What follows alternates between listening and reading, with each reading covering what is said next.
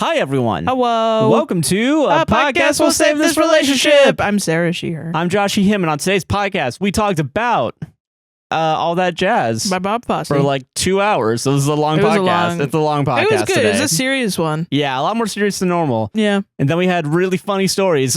They were pretty good. Yeah. Yeah, on our Reddit segment as usual. The timestamps are down in the description if you're on YouTube. If you're listening on the podcast or RSS feed, be careful because there's dynamic ad insertion. I know people have been complaining about that. So I'm getting in front of the issue now. Yeah, they're just going to be different. I'm sorry. I'm sorry. But they're around the time.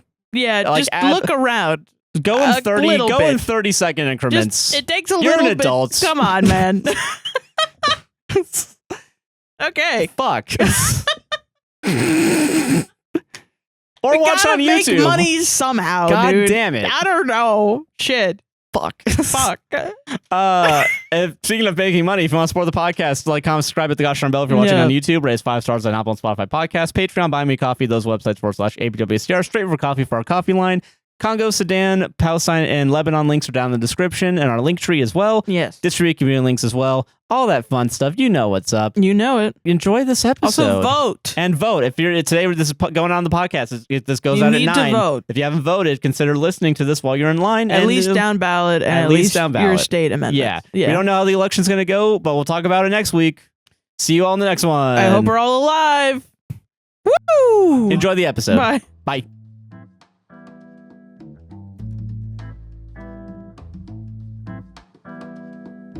All right. Yo, it's podcast time. It's podcasting time. It's podcasting time. It's podcasting time. That's what I always say when I go into the podcast room. It's podcasting time. That's so true. Yeah, how you doing, Sarah? I'm doing good. How are you doing, I'm doing Josh? good. I'm tired. It's the Monday before the election. This is our election spooktacular. This is the first I've heard about it. Yeah, we're told this is actually a live stream. This is a live stream. You guys this is a pre-recorded live stream. Tallying all the votes. Who's gonna win? Whoa, look at that stage. What did that stage? Yeah, it's Oscar season, actually. Christmas in Tinseltown. All you gotta do. Christmas in D.C. Christmas at Washington. District, Washington. Climb aboard. There we go. We got there. Yeah, we got there. Okay, great. Yeah. Fucking, yeah. Hopefully. We have one thing on the docket today. We have one thing, thank God. Well, it's not election related. If this podcast goes on election day, go vote. Go vote if that's the day. If not, suck it. You missed it. You missed out. You could have been cool. You could have been cool, but no, you're a fucking nerd. Cool sticker. You didn't. Yeah. Dude, we got one that's like a gator. And it's like awesome as hell, dude. It is good. I don't know where to put it because I want to keep it like forever. Yeah, so real. Yeah, but so we're not gonna talk about the election. We'll talk about it next week. But we are bringing back a fucking favorite segment. People that you have guys, been begging. And it's a famous one. Josh Mansplains. It's the world famous. The two of them talk about movies according to Amazon. The two of them talk about movies. Yeah, Amazon our Amazon AI, whatever the fuck. Intro, yeah. But yeah, for Josh Mansplains, I have watched a movie. This month I'm watching good movies, and thank Christ. Yes, I am giving Joshua movies to watch, and this one was All That Jazz by Bob Fosse. Yes. Okay, so All That Jazz. It's a Bob Fosse film, as you have described, and it stars, I was going to say Rob Schneider, Roy Scheider. That would be insane. Deuce fucking Bigelow as Bob Fosse as someone else. Yeah. Holy shit. Okay, no. That's crazy. Roy Scheider, which literally I'm gonna be so fucking honest He's here. So hot. He is, yeah, A, but also B, I thought about it afterwards, and this is how much of a fake fucking film fan I am. I think the only other movie I've ever seen of his is like Jaws, genuinely. Really? I think there was like one or two that I saw in like his Wikipedia that was like, oh, that's interesting. Like, oh, wow. But I genuinely don't think. I think it was really just fucking. I think it was just Jaws more than anything else. Yeah, but he's a fucking fantastic actor in this. Yeah, he's good. Okay, so you told me to watch this movie. Yes, I watched this in film class in 2016. So I do not remember the plot at all. I remember specific scenes. And I remember what I took from it, but there's a lot of other shit that I don't remember. So see, and I think that's what's interesting is what you took from it, because we talked about it a little bit yesterday, and I had a completely different reading Yeah. of the movie, and I still kind of do rethinking about how certain things like I feel you. occur. But I'm not saying that like yours is like wrong. It's just like interesting that like. And you didn't say mine was wrong either, because I think you can get both of these interpretations from the movie. Yeah, I think it's just like one is, it's how you perceive death, because that's what the movie is really kind of about. You know what it weirdly reminds me of now that I'm thinking about it? Yeah. The Wall by Pink Floyd, I think. Kind of like the way that like the interpretation's a little bit more like loosey-goosey, I guess. Yeah. Technical term, loosey-goosey. But loosey-goosey TM? Yeah. Fucking... I don't know. It was really fascinating, like, talking with you about it, because the one thing I took away from this movie is the industry sucks. Like, the entertainment industry is the worst thing you could ever do in your life. Wild. That's wild to me. Well, I think or not even that's the worst thing. I think I'm being, like, hyperbolic for the sake of a joke. But to me, it's like the industry will eat you alive and spit you out until it drains you of your life, is kind of how I mean, I don't disagree with that. Yeah. And I just think my interpretation is it's also worth it. Yeah. To certain people. To certain people. Okay, I can understand that. To artists. Yeah. Yeah. I think that's the... I don't know why I got such like a negative, like... To me, it felt like there's a couple things that like, when I think of them, like how they're all kind of together throughout the movie, the way they're linked up. Yeah. It really kind of gives up this vibe. Like there's this one moment in the film where like Roy Scheider has like one genuine moment of happiness. Yeah. And it's when so he has like an ex-wife, he has a girlfriend currently and a daughter, and the girlfriend and daughter like do a little like dance number for him, like in this house. Yeah. And that's like the first time like I think I saw him smile like actually genuinely widely, or at least portrayed in a way that's like genuine. Yeah. And I was like, oh, that's nice. That's a really good thing. Well, we should give context. Like Bob Fosse, this is like essentially like an autobiography of Bob Fosse. Yeah. As he's nearing the end of his life. Yeah, because he based it off of he was directing and editing, I think, Lenny, the Lenny Bruce movie. Yeah. And he was doing the choreography for Chicago at the time. And so in this movie, the Mary Sue character that is Roy Scheider is the what is it? He's doing like a directing and choreographing a play. I don't think he's in Mary Sue. Oh yeah, okay. Mary Sue is like all powerful, nothing bad ever happens to you. He literally fucking dies in the movie. Spoiler alert. The most powerful thing you can do is die. Yeah, like what?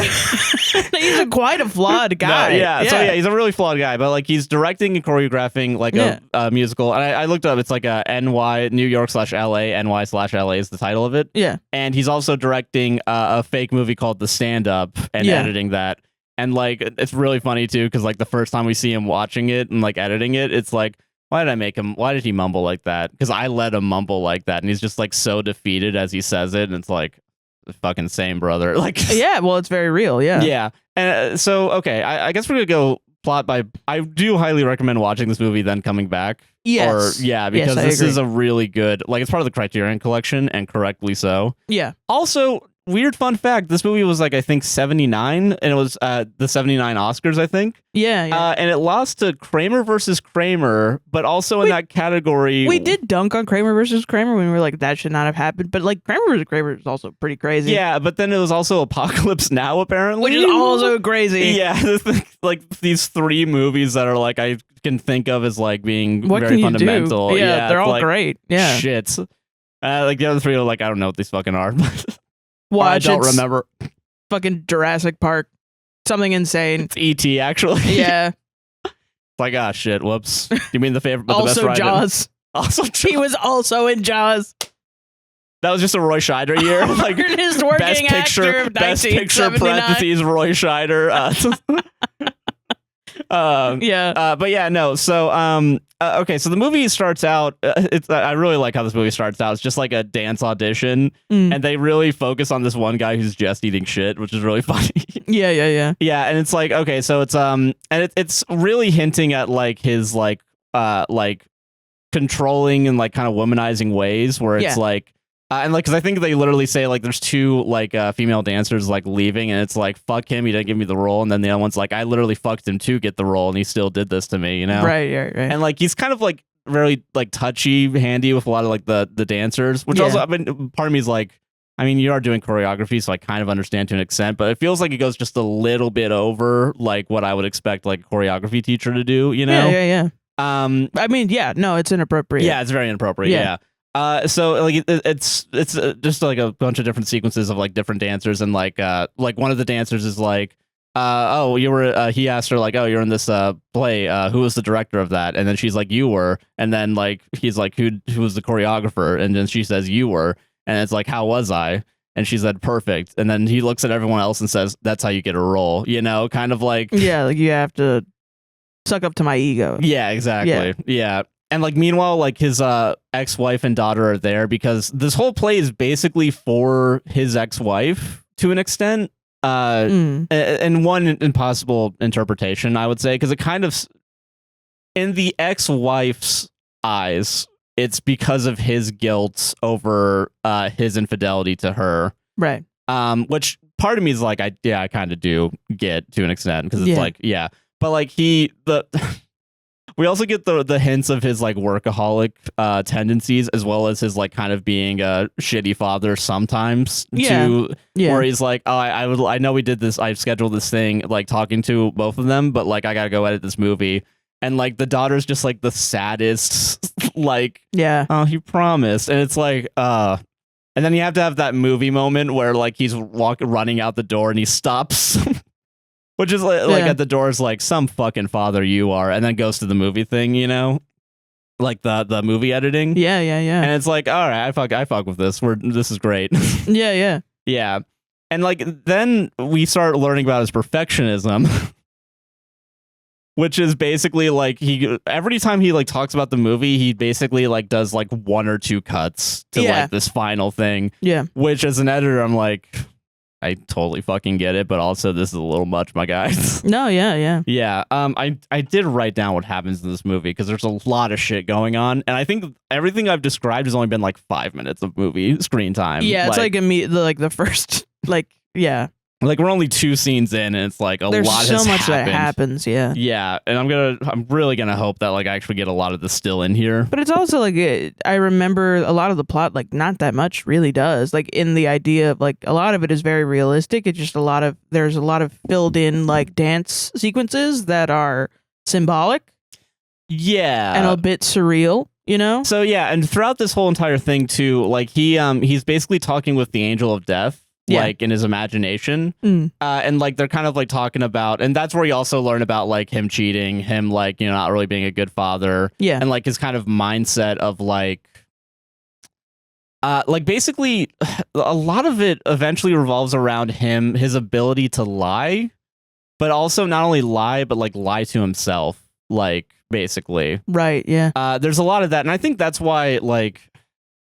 That's why I think I got to the interpretation where I was. But we'll get to that like in a little bit, because there's a lot of it like feels not like hitting you over the head in a bad way, but it's like very like I think it's hitting me over the head because I've watched so many movies. Well, it's like I think I remember too some of the conversation in our film class about the movie afterwards, which was like it confused a lot of film students.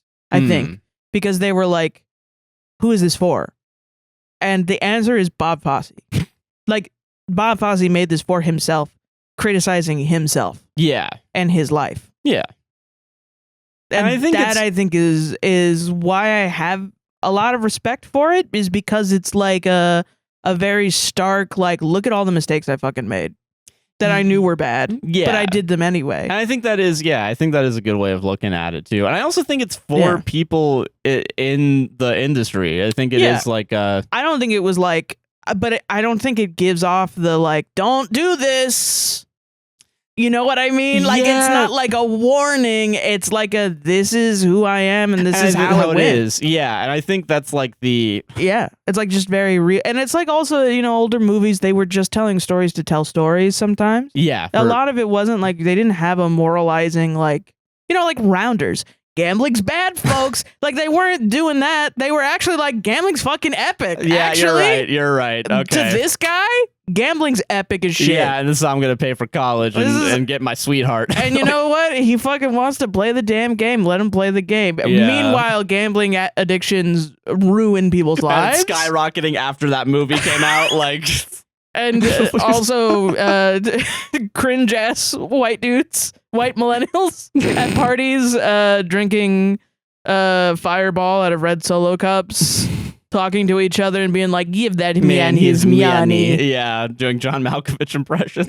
Post beer pong, you know what I mean? Also ruining people's lives. Yeah. But you know, it's like, yeah, I think you can't put a newer interpretation of a movie on an older movie that is just like, maybe there isn't like a meaning to this past. This is just I really view it as like a self-serving Bob Fosse movie, because it is like, this is his, you know. I think also when we watched it was like, we were learning about auteurs. Oh, okay, that makes sense. And so like this being the last one for Bob Fosse was like, this is his pinnacle, and it's about him, and it's about his life and how shitty he was to do the things that he did, which is why it leads to my interpretation of why is he doing all the things that he's doing. And my interpretation is because he's an artist. He needs to, like, and every artist has the feeling of like, yeah, I could go get a job and be a good dad and not be an alcoholic and not chain smoke and you know, be a womanizer and be a misogynist or whatever. But like, I put all my perfection into my work, and I feel like if I were to stop myself from making mistakes in my personal life, it would cause me to not make as much, you know. I found this like process into like, I don't know, when I was a kid and I would take a test, I wouldn't study because I had undiagnosed ADHD, and it was impossible. And then I would go and I would take the test, and I was also very smart and very good at taking tests, but I wasn't learning anything. I was just taking a test and being like, well, it sounds like it's C. I'm going to guess with context clues that it's C. Yeah. And then I would pass the test, and I would probably get a better test score than if I actually studied. Because I have a learning disability. Yeah. And so people regarded me as like very, very smart, when in reality, in adulthood, I'm learning there's a lot of shit I don't know, and a lot of shit I learned that I misinterpreted because I have a learning disability. And now I do a podcast where I spout information and I say wrong shit like ferrets are rodents, and I get crucified by the ferret community, which I love you, ferret community. I'm sorry you're the example. Yeah, it's been a while. I think you've done this 2 or 3 times in the past couple week. I'll stop it. I'll bring up the time that we were completely wrong about the British royal family for like 10 minutes. There you go. Yeah, that one we were totally wrong, and we never looked up anything, and it was just like, no, I'm stupid about certain things. Yeah, but I'm also right about other things. Yeah, and it's hard sometimes to deal with it, and I feel like there's a like a classist and ableist, if I'm honest, like I sort of mentality towards intellectualism, about like, how do you learn things? It's not okay to say a wrong thing. You actually have to say the right thing the first time. Yeah, and you have to have perfectionism. Yeah, in what you're saying, and there's no possibility that you could be wrong and say shit differently. Do I think it's different when you're talking to people in real life versus if you're on a podcast? Yes. Yes, I do think that. Yeah. Yes, I do think you shouldn't just spread information everywhere. But I do think also sometimes it's not malicious. Sometimes it is just you say it, you know? Yeah, no, I get you. And then you have to apologize and backtrack about it. But also the people listening to stuff and hearing things should double check as well. Which is why I say double check everything I say. But I view that as that, and I view that as this, kind of, as like, he had a process, and he doesn't know how not to do it because he's reached this level of success, and he thinks, if I'm a perfectionist, if I'm a workaholic, that's how I keep my level of success. And I need it. Why? And that's the question the movie's asking you. No, yeah, okay, I can understand that. You know what I mean? Yeah. It's like, if he could just be a guy making art and not having to make money, I think he would. But also, he likes indulgence. He likes alcohol. He likes women. No, yeah. He likes drugs. And he can't be without that because of the scene in the hospital where the doctor is like, you're going to die. Yeah. If you have any more of these, you can't do that anymore. Yeah. And then he's like, okay, I won't. And And then it he goes happens back for to like doing literally it. 30 minutes. Yeah, and then he like goes they back just- to it immediately. Like he fucks the nurse in the room. It's Shit. because he physically can't not. Yeah. And he's like, you know what? I don't care if I die. If I live, then like, what's the point of living if I don't have these things? Hmm. And I'm not advocating for being an alcoholic or a drug abuser or whatever. Sarah's saying that this actually is awesome and you should totally do this at home. Kids at home. I'm saying that like giving into stoicism and limiting yourself on everything, any worldly pleasure, just because it'll make you a better worker is the antithesis to art. Hmm. Because art is messy. Yeah, I get that. Yeah. Yeah, damn. That's what I really think. interesting. Yeah, because okay, I think explaining the movie and how I saw it, I think will help explain my like that. No, and I understand some of your points. Yeah, I just think Yeah. we fundamentally disagree on like whether alcohol is good or bad for you, or death, whether it's a Good thing or a bad process thing, or yeah. something to be afraid of. Yeah, okay, that's fair. Yeah, I also forget that he every morning when he wakes up and we see it like a new day, he has like a whole morning routine. And I wrote down the drugs that he does. So he does Alka-Seltzer, he has like eye drops basically, and he does Dexedrine, I think. Dexedrine? I don't know. I don't know how to say it. Fuck. What's the name? How do you spell It's it? I googled it. I think I wrote it down wrong because Dexedrine. So I said, how do you spell it? You decided to say the name again? Dexterine. I wrote it wrong in my thing. That's why I got confused. ADHD. No, yeah, and narcolepsy. Yeah. It's ADHD and narcolepsy drug, which Yeah. I found interesting after the fact. Yeah.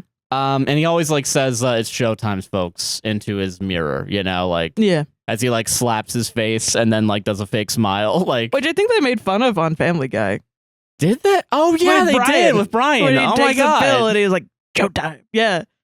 Mark that off on your APWSTR Mansplains bingo, where reference in movie is a reference in Family Guy. Dude, how many movies have we seen in the past year that we've realized we missed the mark? We missed the reference to on Family Yeah, Guy. and I thought it was just funny on Family Guy because Yeah. I was a 7-year-old. Yeah. Like when we watch School Ties and it's what's his face shouting like, you cowards. It's also Brian Yeah. in the rain screaming, you cowards. Yeah. Oh God god. damn. Good times. Old yeah. Family Guy is so good. Honestly, yeah. Yeah.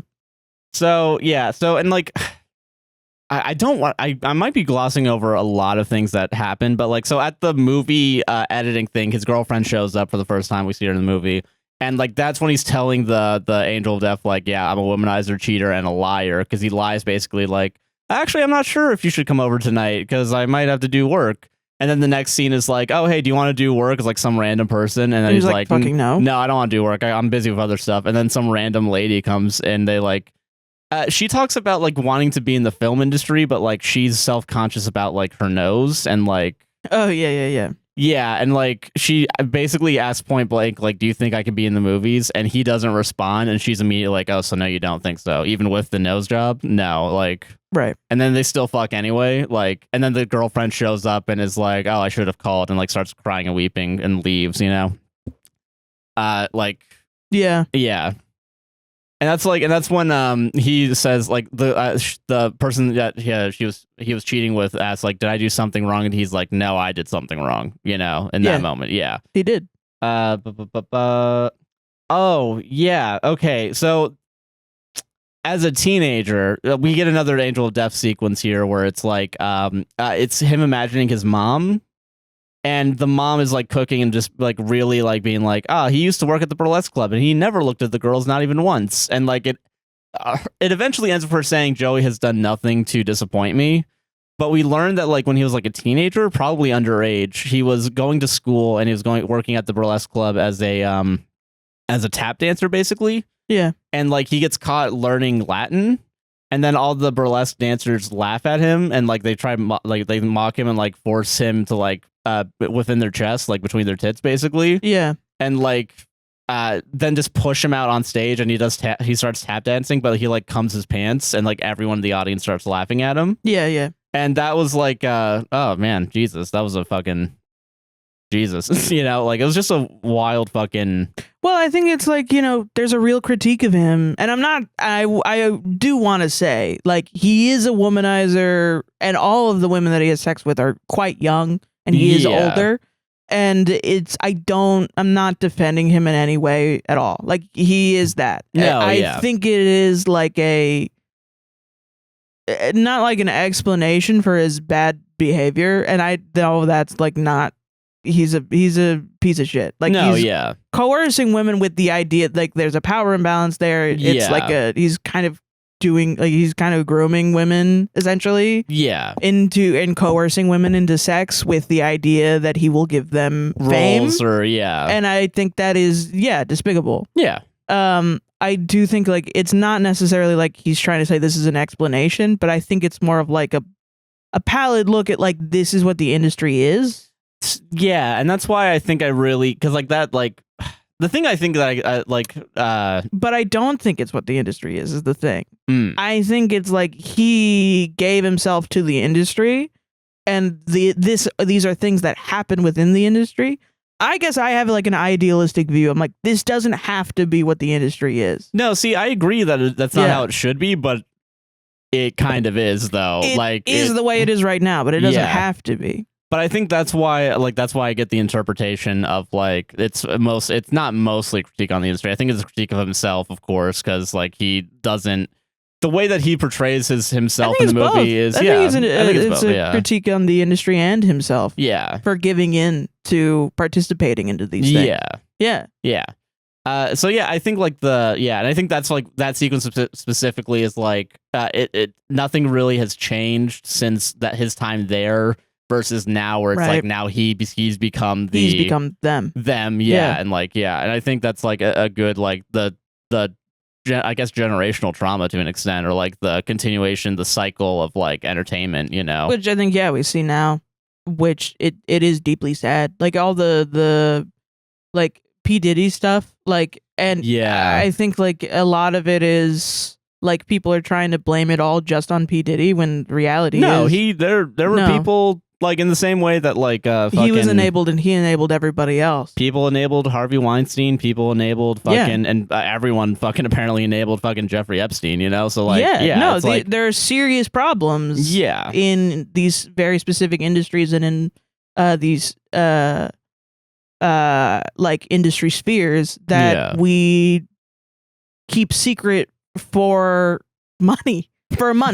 For the money, and that's why the money is like such a huge problem in this movie. It's like the fucking the musical is they're running out of money and shit, and they can't keep fucking doing it. And they also talk about like because apparently him editing his movie like has gone way over time and like over budget, and like there's like I don't know if it's like a producer character or if it's like it's some guys basically yelling at him like we're $2 million over. This movie needed to go out fucking like yesterday, you know, like. And eventually, at some point, like he's forced to like release the movie. Which I think we'll get to that part too. There's a lot. No, because there's just so much that fucking happens in this movie. Oh yeah. So he tells the Angel of Death that he said he loves saying "I love you." Basically, is one of his kind of like philosophies. And sometimes it works, sometimes it doesn't, because he's telling his girlfriend, who I wrote down her name, Katie. And I think his name's Joe something. Katie's the girlfriend. Daughter and wife have names. I don't know what they are right now at this moment. Whatever. But it doesn't matter. None of the names matter. But like, so basically he's like, because Katie gets an opportunity to go on tour for a play, I think, because she's also in the industry. Like, and like immediately, like he's like, no, fucking you can't basically. She plans and she decides to plan a dinner with a Michael, like one of the like her like leads, like co-stars basically, and immediately Joe is like, so like is he gay or is he straight? And he's immediately like, well, if he's straight, he's gonna like hit on you, and you know, and like basically it's one of those things where it's like I can do whatever I want, but you can't. It's part of that control. But it's also like I know how every man in the industry works because I've been there. And like that's the, you know, I think that's what The craziest thing about this movie is I feel like you could release this movie today and like it would be the minimal. same. It would be the fucking It'd same. be the fucking same. It would be the fucking same exact thing, honestly. Yeah. Well, and that's the thing. It's yes, it's also like he's a selfish man. Yeah. Yes, he is a very selfish man and everything. But I think you're taking it too literally on the other hand. You know what I mean? Like him saying I love you isn't just because he likes manipulating people and he's a bad evil guy. It's he likes manipulating people and he likes feeling this like over sensory feeling of sex and drugs and alcohol. But he also, I think, genuinely loves people. But he loves himself more. Yes, yeah. So he hurts people. But then, like, throughout the movie, he's not just constantly hurting people 24/7 in every scene. Yeah, there's like little parts and like kind of glimmers for like the cracks of his mask, basically, that he's made for himself, where it's like he really cares for his daughter. He really he does care for the girlfriend and the wife the wife. And even like there's one point. There's like a dancer eventually, like they get to like there's like a sequence where like he's just fucking berating a dancer for like not getting it correctly right. Yeah. And he like she starts crying because he's being a huge dick about it. He realizes I interpret it as like he kind of realizes, okay, maybe this isn't, you know. Yeah. So he walks up and quietly is like, hey, listen, like I don't think I can make you a great dancer. I don't even think I can make you a good dancer, but I can make you a better dancer. Right. Basically. And that's kind of his philosophy, I guess, when it comes to like being a choreographer, being a director in that kind of scene. Yeah. Yeah.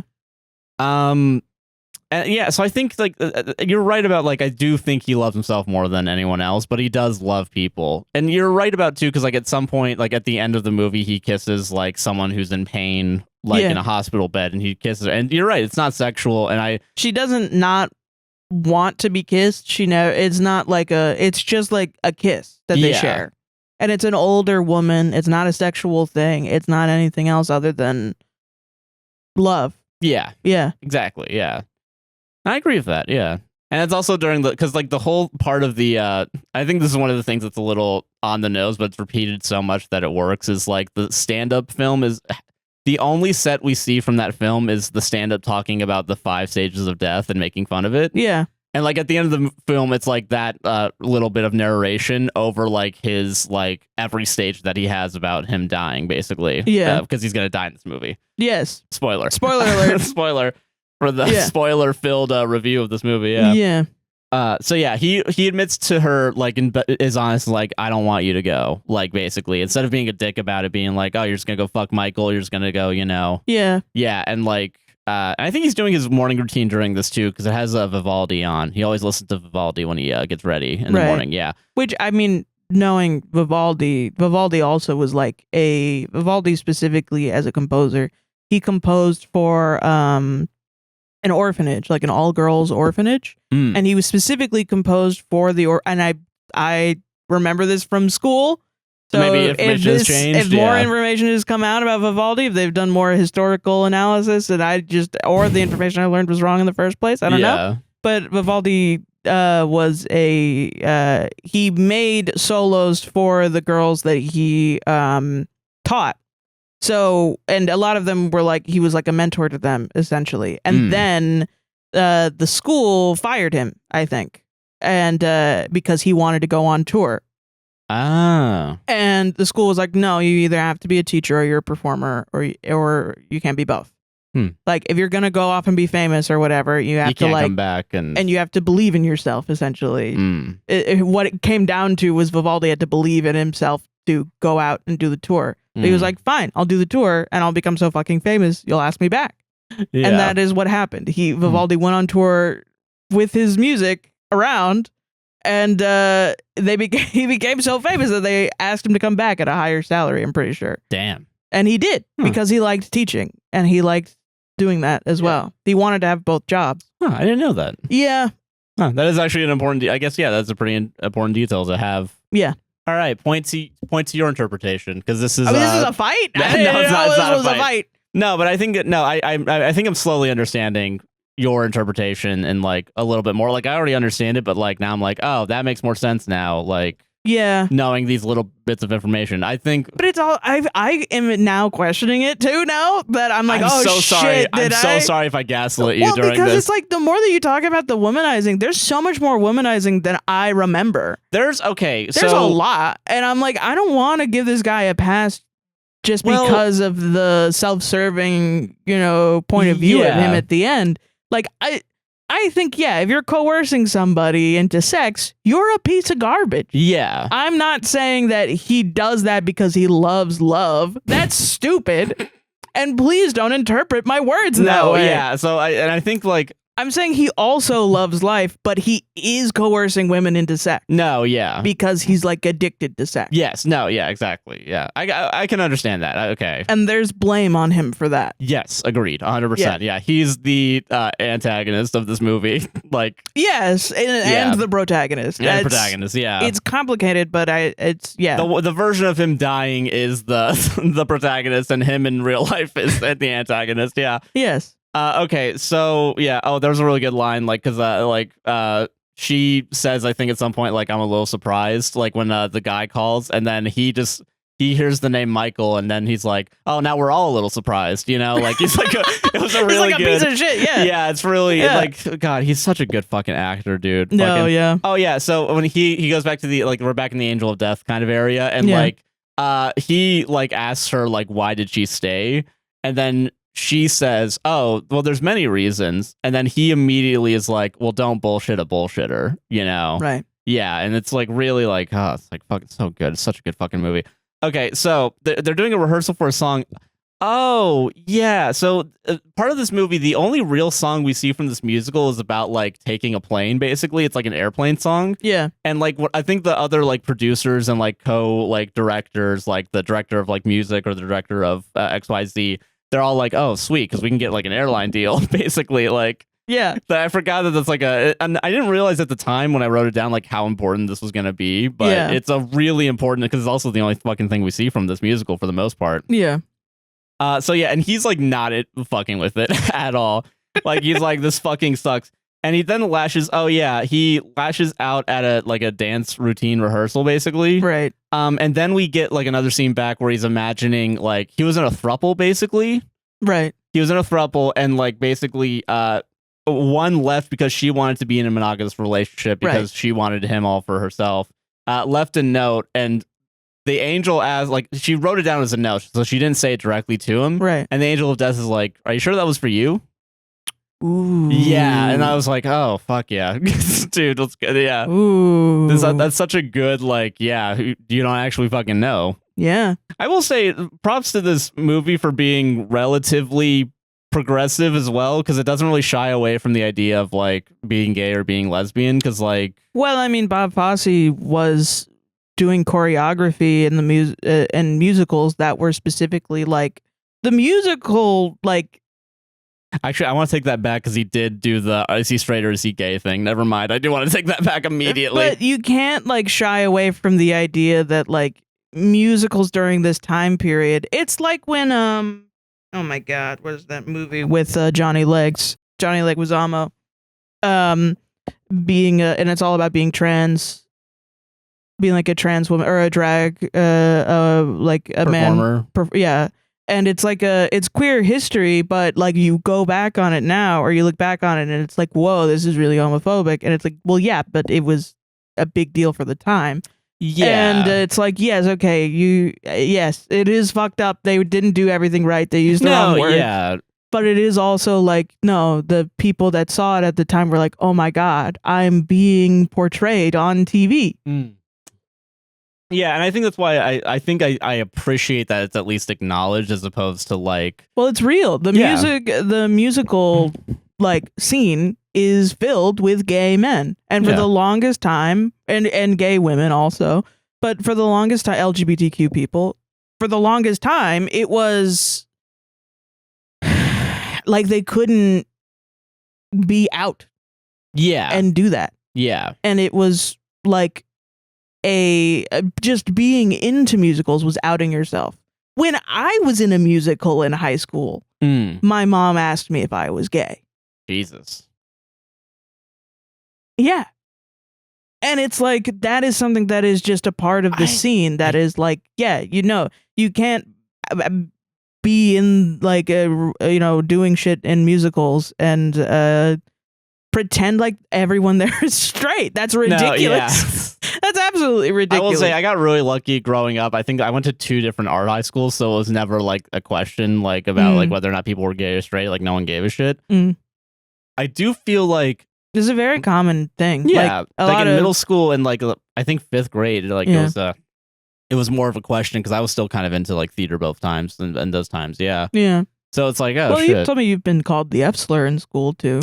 Yeah, in middle school I was, yeah, but it wasn't also like it wasn't like directly at me. It was like a game of telephone basically, where it's like, so I heard this one guy called you yeah, like okay, yeah, basically, and like yeah, good times. Well, it's like you can't exist in musical spaces without like acknowledging there are gay people. Yeah, there's queer people, and like they contribute to the industry in massive amounts. Yeah, no, I agree with that 100%. And there's been a concerted effort to make musicals like a safe space for queer people. Yeah. And and so you can't divorce that shit. So it's like the movie has to be quote unquote progressive, but it's not necessarily progressive. It's just the rest of society is regressive. Yeah, exactly. Yeah, and he still has regressive tendencies throughout the movie. Yeah, but like. And I think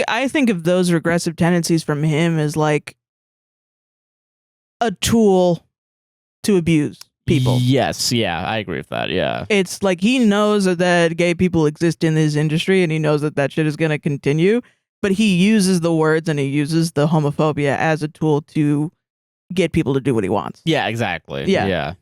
Which I think is also very common. Yeah. Yeah. Shit, man. God. Sorry. But no, it's interesting. God. No, yeah. Okay, where the fuck was I? Oh yeah, okay. So we also go, but he's editing the movie again, and there's like a producer's like they're $2 million over budgets. That's when we learned that. Right. And the producer just freaking the fuck out, yelling at him, basically. Like, there's also like a funny part of it. There's a lot of like real. No, yeah, it's like there's a lot of these moments, and producers like it's gonna always be yelling. You know exactly. what I mean? It's like fucking pieces of shit. Yeah, true. Oh yeah, so he's doing a dance rehearsal. There's another dance rehearsal, and like eventually he's they're like basically at like a little dance studio, and like him and his daughter are like doing dance practices basically, and like the only way really in this movie that like. Except for the sequence later on, like that we really see him with the daughter is like through a context of work. Yeah. Like earlier we saw it like he was there when they were like watching over the rehearsal. Now he's using her to help out like dance moves basically and like choreograph. And that's when they're talking about like basically it ends with like the daughter like they catch up and they end with the daughter like asking like, so are you gonna marry someone basically? Because she wants to have another like. It's later on. She wants to have a little baby brother. Yeah, basically. So she asked why he doesn't get married, and he said he doesn't want to inflict that pain on someone else. And she mentions like 3 other women that like she knows because of the ex-wife, if I'm not mistaken. Right. So like he cheated on his ex-wife like 3 different times. A lot, at least. Like, at least, yeah. Because we have at the end of it, there's like during this like more like dreamy like surrealist part of the movie where like he's dying on the thing, like there's like 10-15 women like dancing and like as representative of like all the women he's womanized. But so and like he like sends her away to the mother like because it's like late or something. So this is when we also start realizing that like he's coughing a bunch while he's still smoking. Right. Yes. Pretty awesome. So he just really like, this is when he's still like after he like sends her away and like he has a really bad coughing fit, and we start seeing the like images of him in the hospital get intercut where it's like him on like the gurney getting moved with like a mask on him. And I really like this because like a lot of the movie does this continuously where like when like it's starting to get bad when he's coughing, like it starts intercutting images like later on. at some point, Def like takes off because she's wearing like kind of wedding gear, basically. Like she has the veil and wedding like, gear is funny as hell. I don't know. Yeah, she's got the cargo pants wedding gear. Yeah, tactical wedding gear. Tactical wedding gear. Yeah.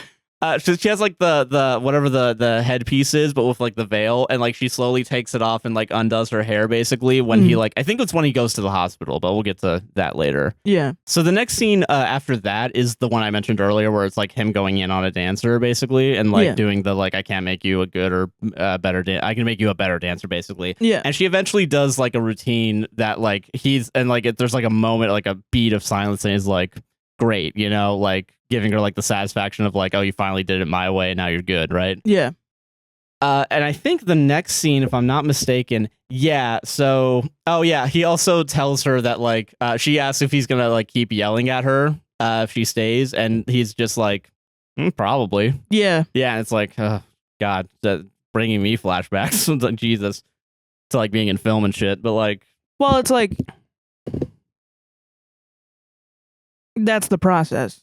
Yeah, no, yeah, and that's the. It's not him just being like, I'm a bad guy. No, it's that like it's it's the industry. Yeah, it's another one of those things where it's not like the not industry. Really it's the artistic process. Yeah, that's a different thing than the industry. He's not yelling at her because of the industry. He's yelling at her because he doesn't know how else to teach her. Okay, now I get what you mean. Then. You know what I mean? Yeah, I get that. Yeah, that's fair. Okay, I just looked this up after like a second ago. Fucking apparently in the 1970s is when like smoking restrictions finally started. Yeah. Because he's at the doctor's office and he's smoking while like doing a breathing test. And they're like, you can't be doing that. No, the doctor's smoking too. Like the doctor they have on hand is also smoking, being like, oh yeah, he's great. He's perfect. So like he's not because like it's the seal of approval basically. And I don't know if this is like for insurance purposes or if it's just like to see if he's good to keep going because he had that coughing fit like earlier in the movie, like or earlier on. But yeah, he gets like a seal of approval basically to keep doing what he's doing. Yeah. Okay, so we're back at like during a rehearsal and he wants to like change a routine to work with the song from earlier. And eventually he just kind of walks out and goes to the ex-wife who's like doing her own thing. Because I think she's the star of the show basically. Yeah. And she's like doing a practicing her dance number. And they have a conversation while she dances around him basically. Yeah. I keep saying the word basically. I'm just realizing that now, but that's fine. I haven't noticed. I've noticed myself. Well, talk to myself here too. Shut up. Yeah. Yeah. Basically, he goes to the wife because he doesn't really know what to do with the song, the airplane song. And like, she basically says that this always happens. Like, you don't know what to do until you know how to do it. Basically, like, and like you go through this process, and like, he basically wants to leave the production. He wants to leave the production, and then the wife is convincing him to stay.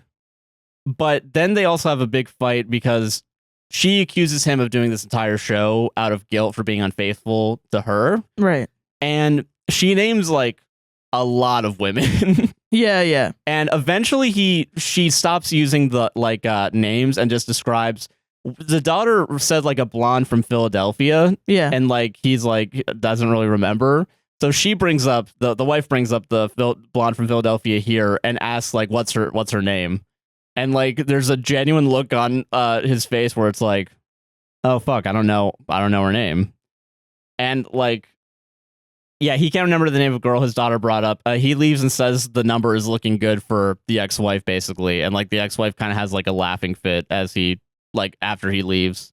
Also, during this part, if I'm not mistaken, there's like the head of the musical guy, like playing the piano for her, and like every time he's like the fight starts, like I can leave, guys, and the wife is like, no, you fucking stay there, keep doing it. And it's really funny. There's a lot of like little funny nuggets of like, Yeah. So we got another morning routine. The other directors, they want to see the routine finally because now he finally has the routine for this plane song. And he lies to them and says like, oh, I'm gonna go get some water, and he pukes in a toilet, basically. Yeah. Sorry, I think you wanted. Wait, isn't it like they wanted it to be family friendly, and then they do the routine? It's like the most disturbing sexual thing you've ever seen in your life. So here's how it's because like even before the like sexual part, I was like, this is really sexual, actually. Yeah, because like I forgot I watched this in a room in an arena like with 200 other 19-year-olds. That's fucking crazy. It was actually insane. Like even so this routine like it's all about like flying and like it's already sexual. Like before it gets to the next part, like it's already sexual. Like at some point there's like the like a lady like bends over completely and like taps the back of her ass while like and like it's like way too. But like at this point the producers are like, oh hell yeah, this is great. We're gonna make so much money. Yeah. And then Joe's like, all right, but then the lights go out. And then fog and like his like assistants like doing like fog and like moving it around like manually. And it's like all the dancers undress into like just their underwear. Yeah. Except for one lady who's like in the center of like on like a platform. Yeah. And she takes off her bra and like she's showing like her tits and shit. And like they also have like people like trying to grab her, like, but she's elevated, so like it's only like at her knees, so it's like a really it's insane. And then like there's like there's 3 couples that all like really get close to each other. It's like one's a man and a woman, one's 2 women, and then one's 2 men. Yeah. And like the men are all just also wearing just like tighty whities, like almost thongs, basically. Yeah. It's like they're just like caressing each other and like doing moves where like their hands are right next to each other's like thighs. Yeah. And this is the moment where like one of the producers like puts their head in their hands like, oh god, we lost the family audience. This one is so Meanwhile, funny. there's the one where like she's like showing like tapping her asshole. And I'm like, dude, we've lost the family audience way long ago. I guess because they were clothed. I guess. Yeah, I guess that's fine as long as you don't show a nipple. Yeah, exactly. I guess it's fine. Thank you, MPAA. You pieces of shit. Which is such a good critique of like you'll allow some things but you won't allow others. It doesn't make any sense. Yeah.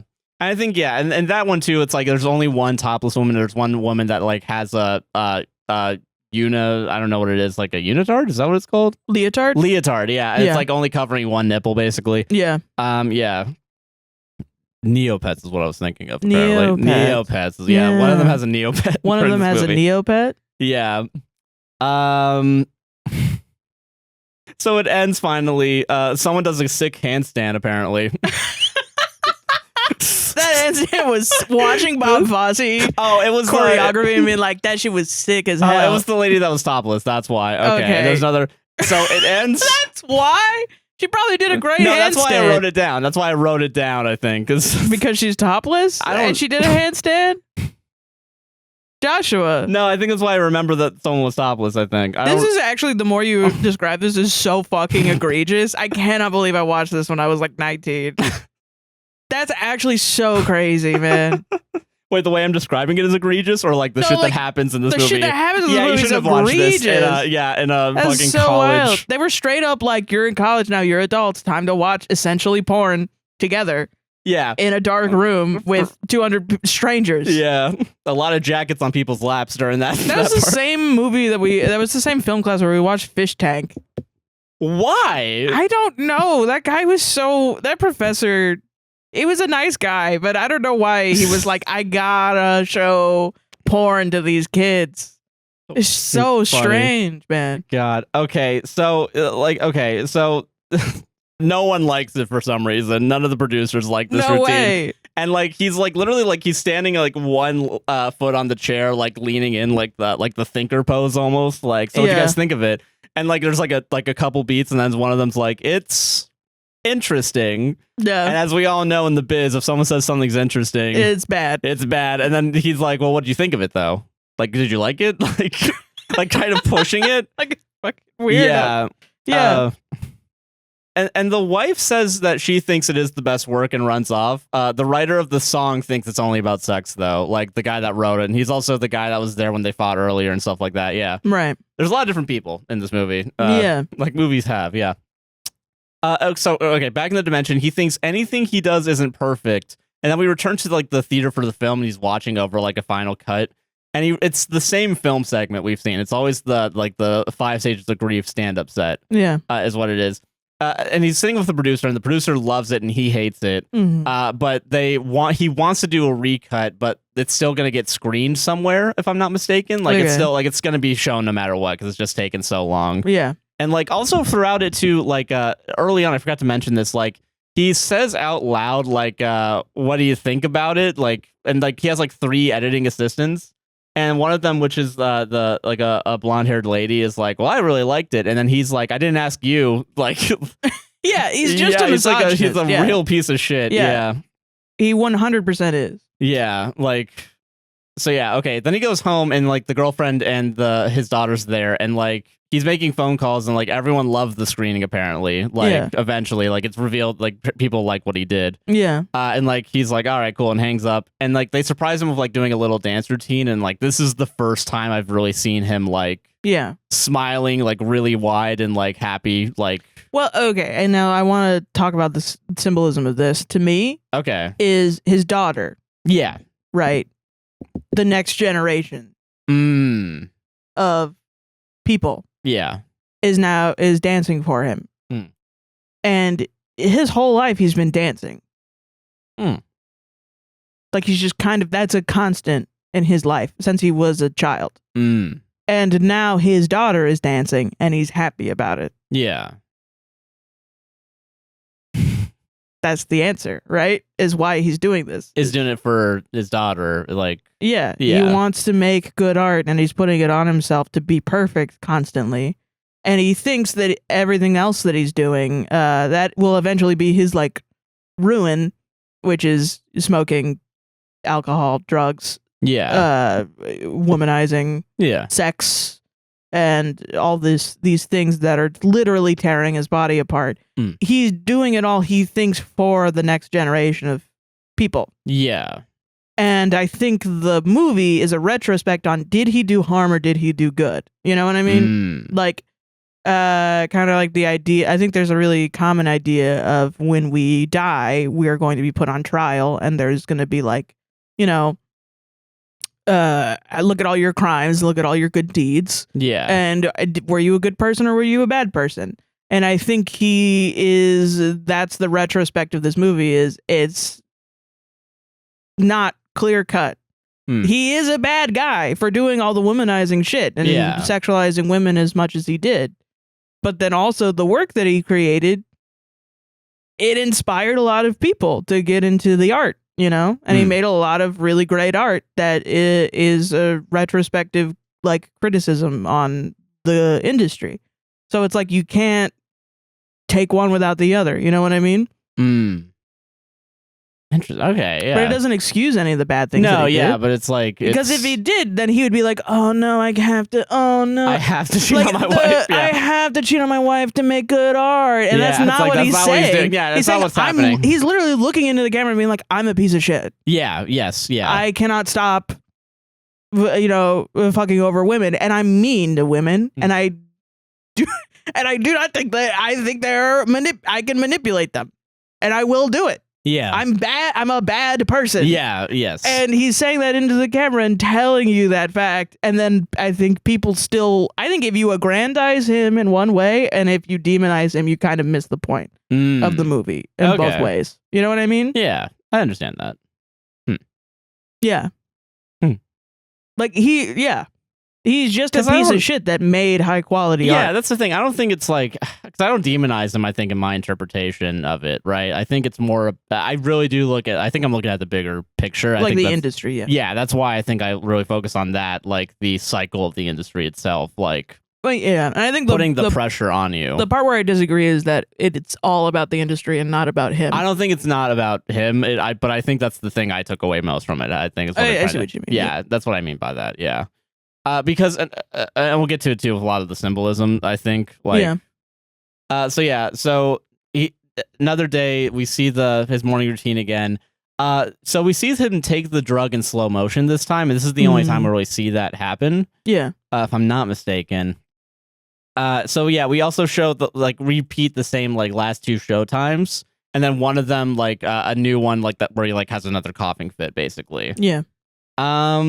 Oh yeah, so so they're doing like a read through of the script because we haven't basically they sat around a table and they start reading the script for this play, and at some point like his wife like says the first line and like the first joke, and then everyone starts laughing and having a good time, and then like in a really cool fucking sequence, like all the everyone in the room is drowned out.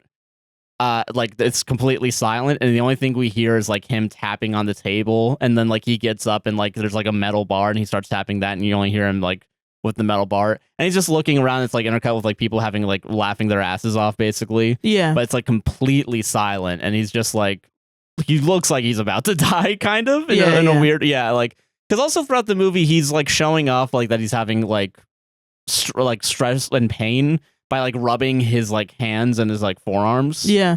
And like obviously something's wrong with him. Yeah, something's happening. But like no one's doing anything to like really. And also like with the one doctor they had that was fucking smoking up. It was like, hell yeah, everything's fine. Because also I looked it up too, like and I think I don't know if I said this. The 1970s were the time where like limits were finally starting to happen you did with. Say it Yeah, already. okay, cool. Yeah. But I also want to say like and I don't know if this is the same movie. But when I was a kid and I was in orchestra and the orchestra teacher had a hangover, we would have to watch movies instead of actually play. And one of the movies was Beethoven Lives Upstairs. And this is from a series of like VHS tapes that were about, and I'm pretty sure it might have been a separate standalone movie. The details are irrelevant, guys. Oh, you watched some movie with Beethoven in it. How about that? It was about Beethoven it was about a kid who was supposed to be like Beethoven's like assistant or something, or apprentice, essentially. Okay. And so he had to like, and it's like a series of films that are like this, where it's like a kid follows Mozart, a kid follows Vivaldi, and you kind of go through like how they were as people. And I think there's one that went through the Barber of Seville, like there's the musical The Barber of Seville, the making of it. Like it was just like, let's go back to Italy, olden times Italy, to talk about the making of the first showing of The Barber of Seville. And I was like, okay, now I know this stuff. Yeah. Weird. Why do I have this in my brain now? And I think about it literally all the time because it's just weird. Yeah. And it's like when you watch like Goosebumps as a kid. Yeah. And then you just have like an image of like a kid being like, Mom, I'm a ghost. I'm a ghost, Mom. And it's like so weird and fucked up. And then you just like think about it and you're just like making your tea in the morning and you're like, Mom, I'm a ghost. Mom, I'm a ghost, Mom. I'm a ghost, Mom. Ghost, Mom. And you're like, Jesus Christ, Goosebumps was fucking weird. Yeah. Or like the kid that had hair on his hands. Yeah, then we can be like the wolf or something. Yeah. I'm like, no. Yeah, now I get you. But yeah, okay, so Beethoven Lives Upstairs, and it was about a kid who was an assistant to Beethoven, and the entirety of it is Beethoven is an asshole. He is a piece of garbage. Asshole. He's verbally abusive. Yeah. And he's older, and it's specifically during the time where he's losing his hearing. Because everybody thinks that Beethoven was deaf the entirety of his life. No, he lost his hearing gradually as he got older. And I think it's his 9th symphony is what he's writing. And so he's in a room with people, and it's a very interesting portrayal that is probably very real, but it's very real to the industry at the time of making this movie. It was like he had like a group of people, and he was like playing on his harpsichord or piano or whatever, and they would be singing, and he'd be like, "You're flat." And they would be like, "No, I'm not." And he's like, "No, you're flat. I can tell. Sing this note." And he would do the note, and they would sing it, and he'd be like, "You're flat a little bit." And it was, who's right? Because Beethoven is the genius, but also he can't fucking hear, bro. And nobody knows at this time that he's going to train himself to hear like sound waves. Which is what he ends up doing, is he has to finish. He's so dedicated to finishing his symphony, he would hired someone to play the shit on the piano, and they would lay on the ground and put his ear on the ground to hear the vibrations of the piano. But it severely stopped him from being able to, he can't have the control over the piano anymore. He doesn't know if they're singing in the right tone or timbre. He doesn't know how this orchestration is going to work with different instruments. And he has to figure it out. And it all culminates to showing the symphony for the first time. And I remember the scene, and I think about it literally all the fucking time. They finish, and he keeps going, and he doesn't realize that they're done. because he's just kind of feeling the music. So he keeps going, and if someone stops him, and he's like, "Oh," and he doesn't hear anything. And then they turn him around, and everyone's cheering, and he can't hear anything. Jesus. That's wild, dude. And it's such like that's how people view Beethoven, is like, it's so sad that he went deaf at the time where, like, and honestly, I'm gonna be honest with you. Yeah. It's kind of insane to think that motherfucker, people would not write operas because he was so good at writing operas. Yeah. He would show up. There's a very famous Beethoven quote where he showed up and he was like, "I like your opera. I think I will put it to music." Like, that shit is not music. I'll show you music, motherfucker. And people stopped their opera writing careers because he was on the scene. He was like the Genghis Khan of writing operas. They were like, we don't need to do this anymore. Can you imagine someone being so fucking famous? That would be like if Taylor Swift was such a good singer-songwriter, which I do think she is a good singer-songwriter, but she got to a level of popularity that no one else became a singer-songwriter for the next 25 years until she died. Yeah. That would be crazy. That'd be fucking wild, yeah. That was the level of popularity he was at. So, like, I think he knew. Yeah. Like, I think he knew, man. It was one of the first also, like, people knowing that they were famous at the time. Like, yeah, there are very few, like, composers that knew that they were famous at during their time. Yeah. And the same with painters and things like that. Yeah. But I always think about that during this, like, that reminds me of that a lot, where it's the, like, people are, the art is being made and people really like it and he can't tell. Yeah, okay, yeah. You know what I mean? Yeah. I think about that on a smaller scale about this podcast, too, because I'll be like, oh, do people like it? I don't know. No, yeah. Oh, I don't know. Yeah. So that sequence happens, but also, like, he, basically, he finally returns and, like, right at the end of the play, he finally sits down and, like, the lines finally come back in and everyone really enjoys the play, basically. Like, so he actually does hear the applause after the fact, yeah. Yeah. So then, no real, segue or cut. We start seeing the Angel of Death take off the veil, take off the headgear, the wedding headgear. Yeah. Tactical wedding headgear. Yeah. And undoes her hair basically. And like we start hearing like I think either the girlfriend or the ex-girlfriend, like, is he okay? Like they start like talking. And I think it's also maybe the doctor like saying like he's in the hospital basically for like numbness and chest pain is what it is. Right. So he has attacks of angina that can lead to a coronary attack. Yeah. And doctor thinks he could possibly die, but he just wants to go back to the rehearsal. And like his ex-wife and his girlfriend are like, fucking stay, idiot. Yeah. Like, yeah. And like the doctor says it's only 2 to 3 weeks. Right. That's all he has to do. And he can. He literally, he gets stressed and yells, but immediately has an attack. Like the idea of not being able to leave, he yells and he immediately has a fucking coronary attack at that moment. And so then we learned that the show's postponed for 4 months. And everyone's lying to the dancers, basically, like how that he's actually like, oh, he's finally recovering, and like they like the wife does like a little song and like dance, and we just get an intercut of him just like fucking dying on the gurney, and I don't think we see him ever leave the hospital up to this point. I think he's in the movie, in the rest of the movie, he's here. Okay, so 2 producers and John Lithgow. Basically are having dinner and they want Lithgow to basically I forgot that Lithgow is in this movie. He just like shows up. Yeah. You know what the craziest part of that? I only think of him as like an old man and like with that voice. He has the exact same fucking voice. But he just looks younger. He looks like a 20-year-old and he sounds like a 70-year-old. Like it's fucking crazy. Because his voice is so good. It's like it's not coming from this fucking guy. Yeah.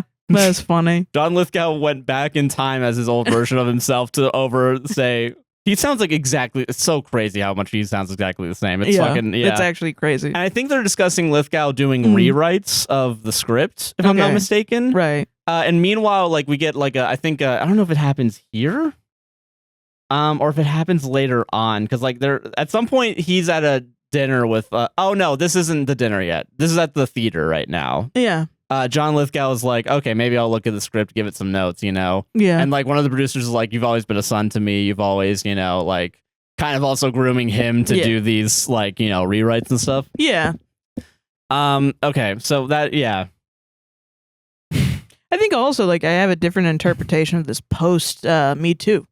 You know, like I think I did have a more favorable interpretation of this before Me Too, and now you talking about it, I'm like, yeah, no, I mean, I don't know, and I will say, if the movie is genuinely trying to, and I don't want to misinterpret this to people, like, if the movie is genuinely trying to be like, well, he was groomed too, so that's why he's grooming women and shit, and I'm like, I don't believe in that, man. Like, he could have broken the cycle and been a better person. Yeah. He's just not. I shouldn't be saying groomed, I should be saying manipulated with at least John Lithgow, like, but... Yeah.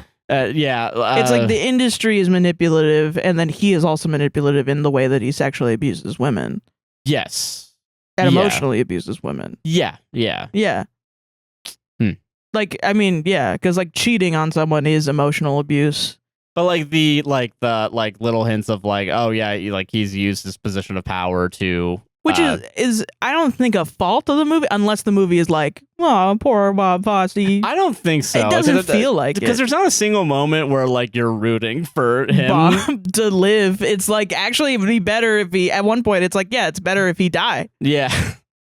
Yeah, and we're going to get to that in like a minute, I think, because it's almost there, yeah. So, okay.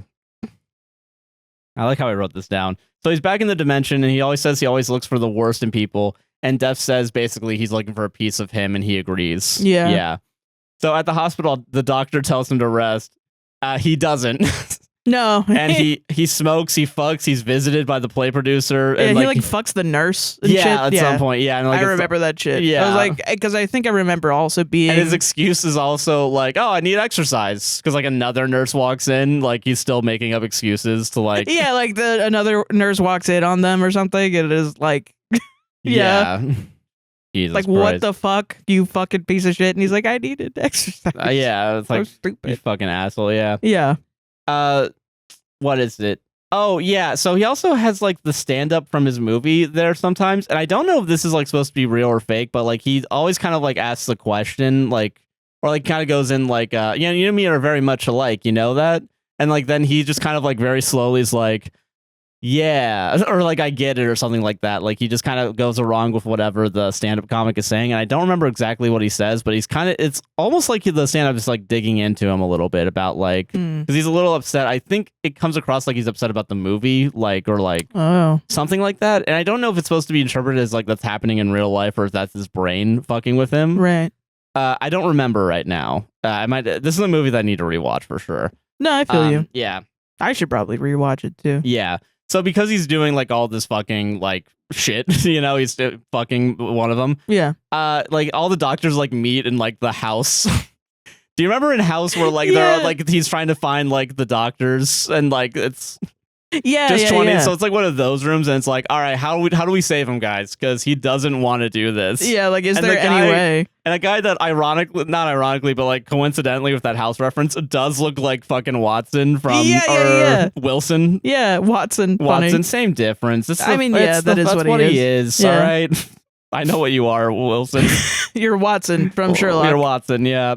The one thinks he doesn't care about living or dying, but the main doctor says he knows he does. Like that he does give a shit about living or dying. Right. And after that, like another producer, like they're walking in the hospital and like the Joe and a producer's like, oh dude, your movie's a hit. Like all these good reviews and like it's all newspapers. And Joe's like, if you see a bad review, don't show it to me.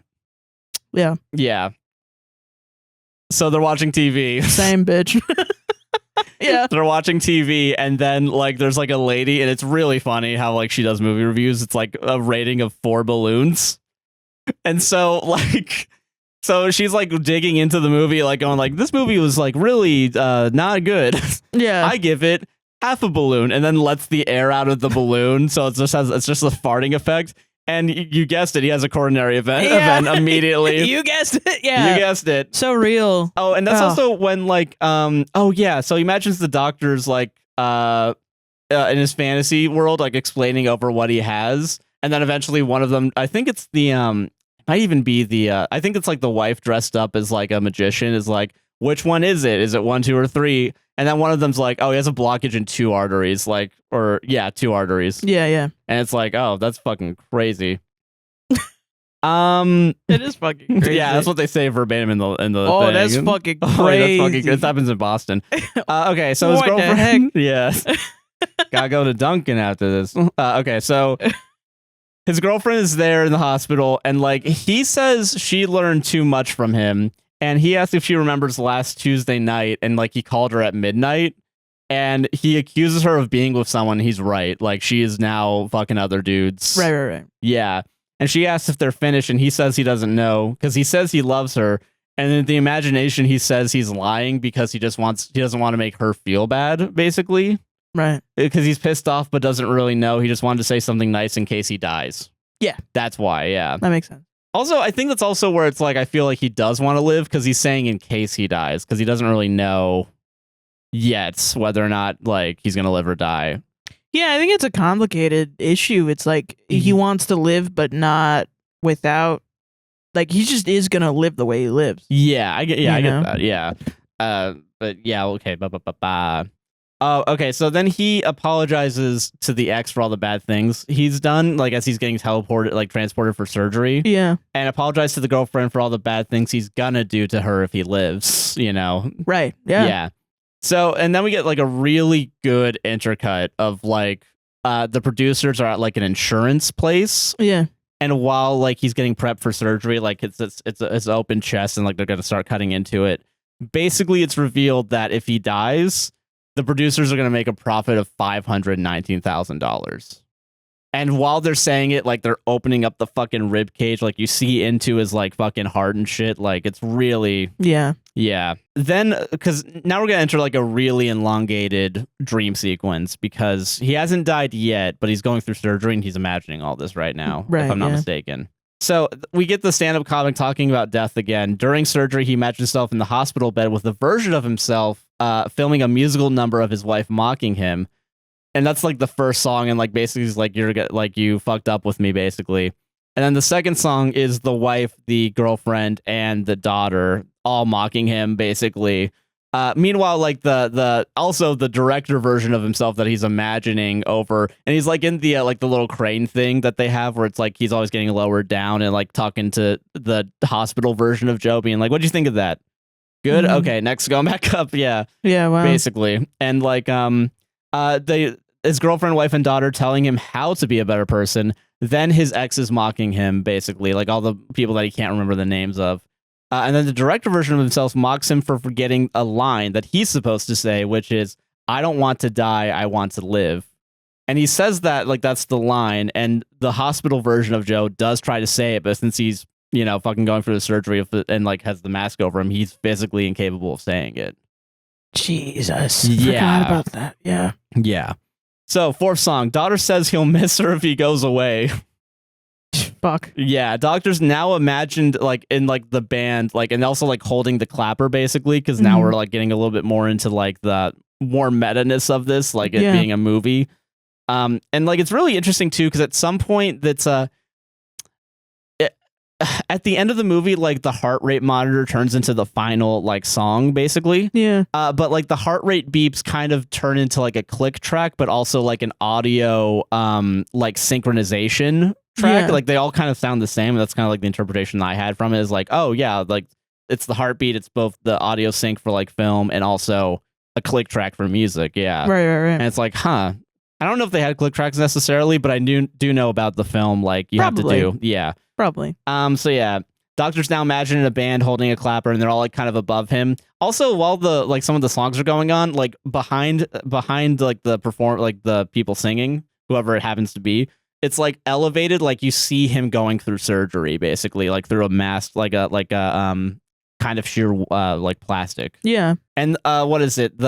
Everyone like he then imagines the wife, ex-girlfriend, and not ex-wife, girlfriend, and the daughter leaving on the roof of a hearse, basically, into like a fog. And then we get back into real life, and like we realize he's still alive, and like Nurse says doesn't talk, write it on a pad. In the dimension, he asks Death not to take him.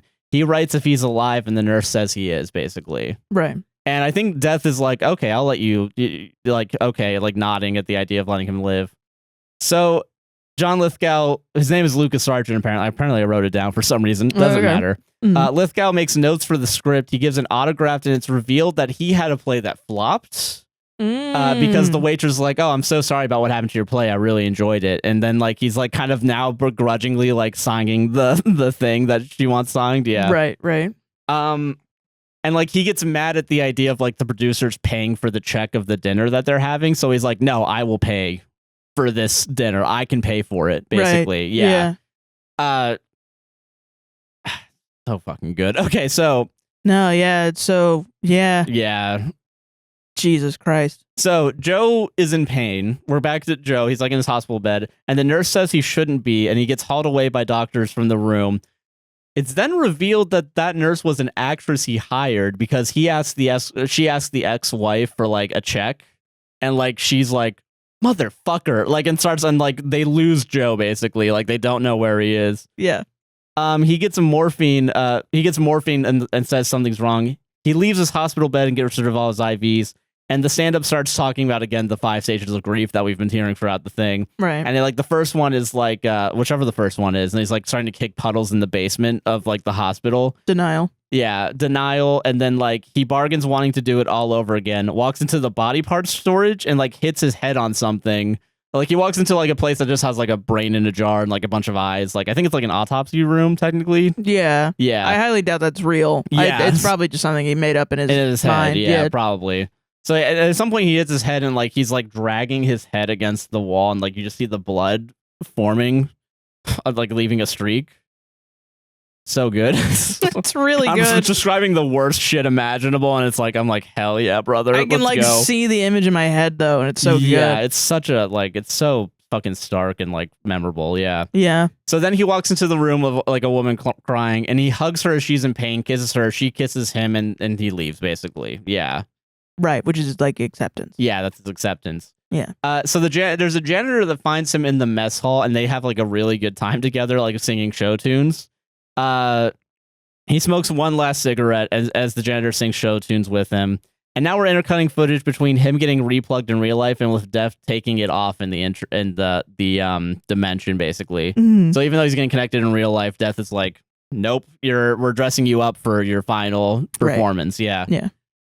Then the heart rate machine turns into like an old time show. Throughout, I haven't mentioned this, but like while he's in the hospital, like he's always rewatching. Like he had like a friend, I think, that like he would go on their show and like be a dancer, and like it always is like he's a humanitarian, he's an amazing guy, and like the very very talented, and he always stops it right before it says his name, I think. Right. So this time it's like, well, he wasn't really a humanitarian. He was really just kind of a shitty guy. Yeah. And he's just like berating himself. He's mocked as someone. He mocks him as someone who didn't allow himself to be loved. And he's introduced, and the audience is just, and like we turn to see the audience of the show, and it's just everyone from the movie, as well as like multiple like mannequins of the cardiovascular system. Right.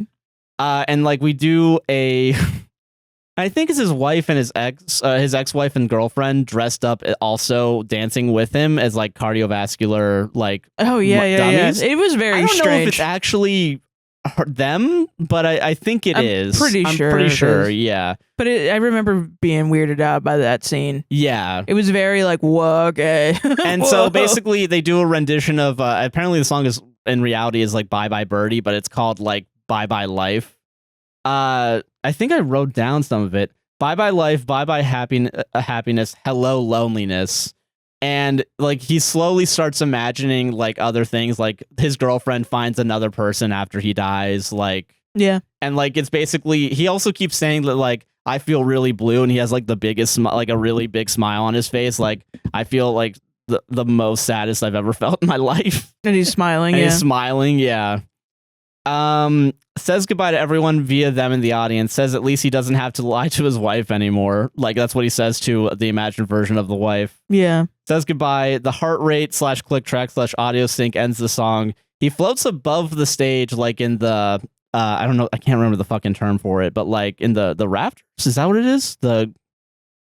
I don't remember. Yeah, I guess rafters. Yeah, he's basically above the stage, like on the catwalk. Yeah, Catwalk. There you go. So he's above the stage on the catwalk, and he's just floating towards death. Basically, death is like right at the end of it, and like he seems scared for like a couple seconds, but then he has like a really slight smile, kind of like, I guess we're doing this. And like the audio cuts out abruptly, and we just see him in a fucking body bag, like in a clear body bag. Yeah. And then like, and this is why I think I really stuck with the theme of like focusing. Like, I think this is why I hyper focus on the industry. Yeah. Because the last song is "There's no business like show business." Yep. Yeah. And I think that's like, and that was like the nail in my coffin. Like, yeah, this industry does suck, huh? And then I like had popcorn and then fucked off for a little bit. But yeah, that's the movie. Jesus Christ. So I mean, you keep talking about like you don't really like you're. I'm rethinking my interpretation. Yeah. Okay. The thing that stuck that stayed were more of the positive aspects of it, because I think maybe my initial interpretation was I think he's polyamorous, but he can't. Like, he's polyamorous in that he is like, he feels like he needs to have multiple partners. Yeah. Because it does feel like when he's not abusing his he does like his ex-wife. Yeah. He doesn't dislike her. It's not necessarily that he's cheating for just to abuse her, but it's necessarily like it feels compulsory. It kind of feels like, and maybe this is maybe this is not correct, but it feels like an addiction in the same way that like the chain smoking is an addiction. Or yeah, at least the movie. I don't know my personal feelings on sex addiction. I'm not sure. No, but I don't know any of the like studies, if there are any studies on it, if it's a real thing or not. But I do think that people can become addicted to things that don't necessarily change chemicals in your brain, and I do think people can become addicted to coming, at least, because it does change. It increases dopamine and shit in your brain, from what I understand right now at this moment. But it feels compulsory, and I think I'm also connecting, like, the thing that gets me is the scene where he's a kid and he comes his pants. Yeah. And from the women, it feels like he was abused by those women. Yeah. But it's almost like he's taking that out on all the women throughout the rest of his life. Yeah. No, I can understand that. Yeah. And it strikes me as like a trauma thing. Yeah. Like I can't be vulnerable with women because they're going to laugh at me and abuse me. Yeah. Which, I mean, I think my initial knee-jerk reaction is, well, that's not fucking true. That's a kind of a misogynist thing to portray. But I think it's like that's a real thing that, I mean, I do think women can abuse men. Yeah. I have known multiple men who have been abused by women, sexually, emotionally, physically. And I do think that their trauma is valid. I know there are people out there that don't think that men can be sexually assaulted and abused, and I don't agree with that at all. No, yeah, I don't agree with that either. And I think women can be abusers, and I think it's fucked up. Just in the same way that men are abusers. I think more often men are abusers because the patriarchy allows them to feel like they can get away with it. And I think that's how abuse happens. Is I can get away with it. No one's gonna get mad if I do this. Yeah. I can hurt this kid, and people don't care about kids. So I can get away with it. You know? I have power over this thing that doesn't have as much power, and women don't have as much power as men in this society. So it happens more often. But I do think in some cases men are abused as well. Yeah. And I think it's like he is blaming himself for the narrative really speaks to me as a trauma victim. Yeah. Because it's like I'm blaming myself for reacting in a way that is begotten from trauma. And I've done things too that have hurt people because I felt like I was trying to save myself. Yeah. You know what I mean? No, I get you. Yeah. So it's like, I wonder if that's the thing, but also like there's a tinge, like with men and masculinity, there's a tinge of it that's like, I can't be compassionate with myself. I have to beat myself up. Yeah, or like be self-destructive to an extent. Yeah. And that's how I beat that's how I beat this. That's how I conquer this. Yeah. Is by telling myself I'm a piece of shit who did a bunch of shitty shit. And it's like, you can't just say that you hurt people and move on and say sorry and move on. Yeah. You have to tear yourself down to your base aspects. And a lot of men refuse to do that because it would mean the imploding of their world, when really all that people want is for you to stop hurting people, you know? And that's the most frustrating thing is when men turn around and are like, well, then men are victims. A thing that I have done every single time on the show. Yeah. Like, well, it's just, when we criticize men, we'll get a lot of comments like that. And when we criticize women, most of the time, it's taken as like, yeah, great. And even sometimes those same men will be like, all women are bad, which is the complete misunderstanding. Yeah. And I think this is like, he has looked at his behavior. He said, you know what? I hurt people. Yeah. And I hurt people because of trauma, but it doesn't mean that I didn't hurt them. Yeah. There's no excuse really for it. And the way that I am with myself that is wrong is that I beat myself up. But also, the industry demands that I beat myself up. Yes, yeah. The industry demands me to cut open myself and give all body parts of myself to it. Because it's like a money crunching machine. And I get shit on when I'm not perfect. Yeah. And so I don't know. It's weird because I do have a different interpretation of it now. I think I didn't get it completely during that time. I know after I watched it the first time, it was in a film class that started at 7, ended at 2. Oh God, that sucks. Why did it end at 2? That's fucking. It was crazy. 7 at night, right? 7 at night. That's crazy. Yeah, it was like a night class. Even I had like 6 to 9, and I was like, nah, I can't. I would not do that anymore today. I'll tell you that much. And it was on the other side of it didn't end at 2. It ended at like 11, I think. But I had to walk to the other side of campus, so I think I got home at 2. Oh. Because it was like, it was like an insane, like, you'd talk for an hour afterwards to discuss the movie, and you'd stay a little late because the movie was like long as shit. Yeah. Oh God, I remember that from my intro to film class. Yeah.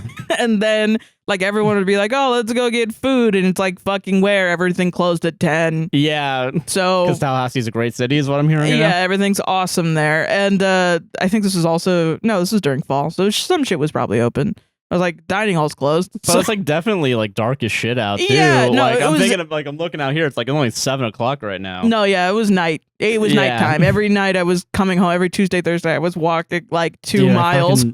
Dude, I remember driving to school in the fucking sunset. Like, oh God. Yeah. Awful. But no, yeah, I can understand. Yeah. And I just hold myself up in a fucking bathroom. I just wept. I wept, and it was like completely like no one was in there, just me, just crying. Because I was like, I think at the time I was so deeply depressed, I didn't connect. Like I was processing it without knowing it, which I think I do a lot. I get that. Okay. Like I really am like, I can't intellectualize this or else I'm going to freak out. So I don't. And I think a lot of it resonates with me because it's like he's not processing it. He's just lying and getting through his day. And then death is the thing that you can't postpone, you know? Yeah. Fascinating. I know. Yeah. Huh. But it's also like the way that we treat artists, you know? I mean, yeah, and that's like I agree with that. Like is abusive. It is abusive. It is. Yeah, and it is. Yeah. And I don't think the movie's saying it's a good thing, obviously, of course. No. Yeah, but like I think I don't think the answer though is to not make art. Like I don't think he's saying don't get into this industry, kids. Yeah, I don't even think maybe I'm looking at this at the 2024 like mindset, but like because of how fucking surreal it is that like I do genuinely believe you could have made this movie within the past like 10 years even. Yeah. Part of me is like I wonder if this wasn't a warning to like not go into the industry, but like not a wake up call per se, but like this is what it fucking is. This is what it is. I think so too. I think that I definitely agree with that. And it's also like him saying but I'm not any better either, you know. But yeah, you're right though. If like I do want to do this because it does bring me joy. This is my this is me, you know. Like me. It's not bereft of joy. He's not completely depressed throughout the entire thing. Yeah. He likes what he does, but he's just also hypercritical of himself. Yeah. And sometimes it's correct to be hypercritical about what you're doing. Sometimes, I mean, I don't even know if that I'm thinking right now, I wonder, is this how you, I mean, maybe this is a little too deep for the podcast and you can cut it out, but is the self-berating, do you feel like you do that to yourself? Probably. I think to an extent. I think it's because it reminds me of everything that I've gone through that I can say is quote unquote similar to this movie is such low stakes comparatively. Right. Yeah. But it is me thinking about even in high school going to an art school where this is kind of exactly how I feel looking back on it. That's how I feel and remember it. It's a very everyone's on a razor's edge of whether or not you're gonna go absolutely berserk or actually be nice or actually and I think that's I don't know how much they were talking about fucking mental health back then, but I think about it now, probably not at all. But I watched this movie and I'm like, wow, there's a mental health problem within the industry itself. Yeah, and I think that's it's weird. Because I don't even think I feel that. I mean, I feel the self-berating a little bit when I have to explain what my job is to people. Again, at the event, I was always oh, it's a Reddit podcast. It's a Reddit podcast, you know, podcast. It's, that's what podcast is about. Yeah, you're mumbling it. Yeah. Yeah. But I think when I watch the movie, I still don't it's not I'm immune to any of it. I'm still sometimes a dick, you know. I'm still I can still be. I have not sexually assaulted anybody. I haven't sexually assaulted anyone. So listen, into sex. So props. Yeah. Yeah. But I do. But the anger that leads to the yelling and right. Yeah. I've definitely had I try not to yell because I just physically can't. It's no. Yeah. It's like a poodle. Josh has never yelled. It's like a poodle trying to act all tough. I don't think I've ever heard you yell once. I really can't. I don't know if I think my vocal cords are fucked somehow. Okay. Because it's I think you just haven't in your life and you just are not going to. I think I did it once as a kid to my parents when they were having a big fight and then they got divorced. So I caused their divorce is what I'm saying. By yelling. And so now you never yell. Yeah, See, exactly. trauma. There you go. There you go. Yeah. No, I can definitely yell. But it is once you get to that level of, there's a level of anger that you need to unlock to be able to yell as loud as you possibly can. Another person. Yeah. It's not I've ever had that necessarily, but I have had the anger of what the fuck are you doing? You know, for sure. Especially when I was in film. Oh god, when I was in film, I was probably way worse than I am now. Yeah, same. When I was in music college, I was not a good person. I don't think at all. Yeah. Even though I thought I was trying to be. I definitely did I didn't do what I said. I never practiced and I lied about it constantly. Yeah. And I was constantly drinking and I was mean. I was mean to people. Yeah. It was definitely the same shit. Yeah. But it's definitely everyone else was also being fucking mean, so what the fuck are you gonna do? Yeah, we're just a pack of assholes trying to make shit. Yeah. And everyone has their own version of what they want to do and everyone's fighting over what they want to do and why theirs should be the way they do it. Right. But people get hurt. Yeah. Genuinely. I've gotten hurt for fucking sure, man. Me too. I've gotten fucked over. Every single thing that could have gone wrong pretty much went wrong, you know? Yeah. That's why I don't fucking do that shit anymore. Yeah. Well, yeah, it's I think I mean, this is kind of sappy, but when I met you, I was I need to be a better person. Because if I fuck him over, I fuck up a good thing. No, I get you. I gotta make this joke. I'm sorry. And when I met you, I had become a worse person. He was I can do whatever I want. Yeah. No. But yeah, I don't know. I really like this movie though. I think it's really I'm surprised that I watched it 8 years ago and it's still teaching me shit about my life since then. I mean, this movie came out over 50, 79. What would that be? 79. Over 50? No, not over 50 years. 21 plus 24. 45 years 45 years ago. And it's still relevant. It's still fucking relevant. Like, when I was 19, I wasn't having the same experiences as I can now relate to in this movie. Like, talking to a producer, talking to trying to pitch your shit. Talking to fucking ad people and talking to goddamn ad people and like worrying about the shit that you're making, if it's good or not, you know? And then people telling you, no, don't worry. And then you put out something bad and people are like, I don't like it. And you're like, it's like, no, oh, it's not what I wanted. Then you have a heart attack. You're like, fuck, this is deteriorating my body. Yeah. Funny. And the constant question of, would this be better if I didn't do it? Is this a better impact on the world if I didn't do this, even though I want to do this? Which, I will say, probably this is the best white guy wondering if the art that he makes is... That's the other thing, too. Is like, we don't need another one. You don't need to make this another, one again. You're not Bob Fosse. I will say, this one's is the perfect one and only one. This is I'm willing to bet there's like maybe 2 other ones, but like, honestly, we don't need to have another film school student come out and be like, I'm so tortured. Yeah, we don't need another one. Bob Fosse did it and we're good. Yeah, we can all go home. Yeah.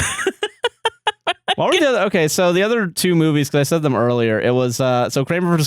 Kramer, All That Jazz, Apocalypse Now, Breaking Away, and Normal Ray were the other. I don't know those other I don't know those other 2. Yeah, that's weird. I don't know. I feel like it's interesting that this one didn't win, because usually movies about the artistic process. But I wonder if it's because it's so fucking cynical. I think so, because like the art is like fucking La La Land. La La Land. Yeah. Oh. Which year was that one? Because like there were other oh, okay, hold on, La La Land. I'm gonna look this up now because it didn't win Best Picture, didn't it? He said it did, but then it didn't. Steve Harvey fucked that one up or something. Oh, or the other guy, whoever it was. Oh, was this one that was supposed to? Was this the one that lost to Moonlight? Yeah, because they said La La Land because it said Emma Stone because she won Best Actress. Yeah, you're right. I do remember that now. And I specifically say La La Land because it's a musical, technically. Yes, and I think that's probably the most, And it's like, I do like the music in it, technically, but from what I understand, maybe it's something would be good for a Mansplains if you want to sit through a musical. Yeah. It's got Ryan Gosling in it, doesn't it? Yeah, it's probably a good movie. It's definitely, we were talking about this a little bit, like, this is not usually, like, my cup of tea. Like, I'm not joking that much about, like, I'm kind of a fake film guy, because it's, like, I've definitely only watched, like, more recent stuff, but, like... Well, I also feel like every other quote-unquote film guy I've talked to, if I bring up Bob Fosse, they're like, huh? Which, yeah, but at least you're willing to sit down and watch it. They're like, no, Tarantino. No, I want to watch... I want to watch Tarantino. Meanwhile, the movie I'm hyper focusing on that I want to watch is like not Moonlight. I do want to watch Moonlight at some point. I haven't watched that, but honestly, Spotlight is the movie that I downloaded because I'm on a Mark Ruffalo kick. Oh yeah, I think you told me. I think I might do this one next. I might do Begin Again. Yeah. Born Again. It's I'm saying shit wrong Christian. Today. Yeah. Happy Election Day, guys. Happy Election Day. Maybe every mistake I make is another vote for Harris. Maybe it's another, like, it's a good luck charm, you know? Yeah. It's a great movie. Go watch fucking... It's really good. Go watch All That Jazz. Yeah. Yep. Y'all go to ads? Yeah. I don't know if there's anything else you want to say. I'm sorry. I don't want to cut you off. Nope. Nice. All right. Ad time. Ad time. Bye. Bye. Woo! Welcome to the ad break. Hello. Hey, are you enjoying this podcast so far? Yes. Then you better like, comment, subscribe, hit that goddamn bell, and raise 5 stars on Apple and Spotify podcast. Hell yeah, let's do it. If you want to support the podcast financially, there's a couple ways to do it. I'm going to start off as usual with our coffee line at straightrivercoffee.com. We got 2 different coffee types available for purchase right now. Can I say mine? Yeah, you can say yours, yeah. Okay, yay. I have a dark roast Colombian bean with chocolate cream flavoring, and it's really good, and it tastes like dessert. Yeah, we gotta order more, actually, because I know I want it more. Yeah. And I have a morning blend that is caramel flavored. It is a light to medium roast Brazilian bean. It is $16 for one of each, or if you want to get a combo and you get both of them, it is $28 or about 10% off. Yeah. So go check that out at straightforcoffee.com. If you want to support us directly, there's a couple ways to do it. I will start off with Buy Me a Coffee. Okay. Because if you want to buy us coffee, you can go to buymeacoffee.com/APWSTR. Hell yeah. It's also down in the description and in the link tree as usual. Yeah. We got 3 different coffees this week, and I want to thank all you guys. Thank you. Crystal Buds 420 on TikTok. They bought 3 coffees. Thank you. Hell yeah. Thank you. Hey, I'm a new fan and I really love your pod. I'm a massage therapist and listen through my earbuds during work. Nice. I hope you're not laughing too much and like laughing at the person on the thing. That shit would be so funny. Yeah. Or we're not funny and that's why it's safe to. Yeah. Crying, deeply crying on your client. Yeah. Yeah. I'm so sorry. I'm a bit older, 39, but I love to hear how you guys relate to situations as a, quote, younger generation. Crying laughing emoji. Thank you. I'd love to thank you for your very well thought out opinions, and I think you guys are a great example of morality through healing. Oh. Being diagnosed borderline disorder, I now understand many facets of my life, yet still struggle through many situations as a parent, trying to be the best I can for my children and not bring more generational trauma to my family. That's props to you. Yeah, props to me. Yeah. Fucking, that's hard. Yeah. Yeah.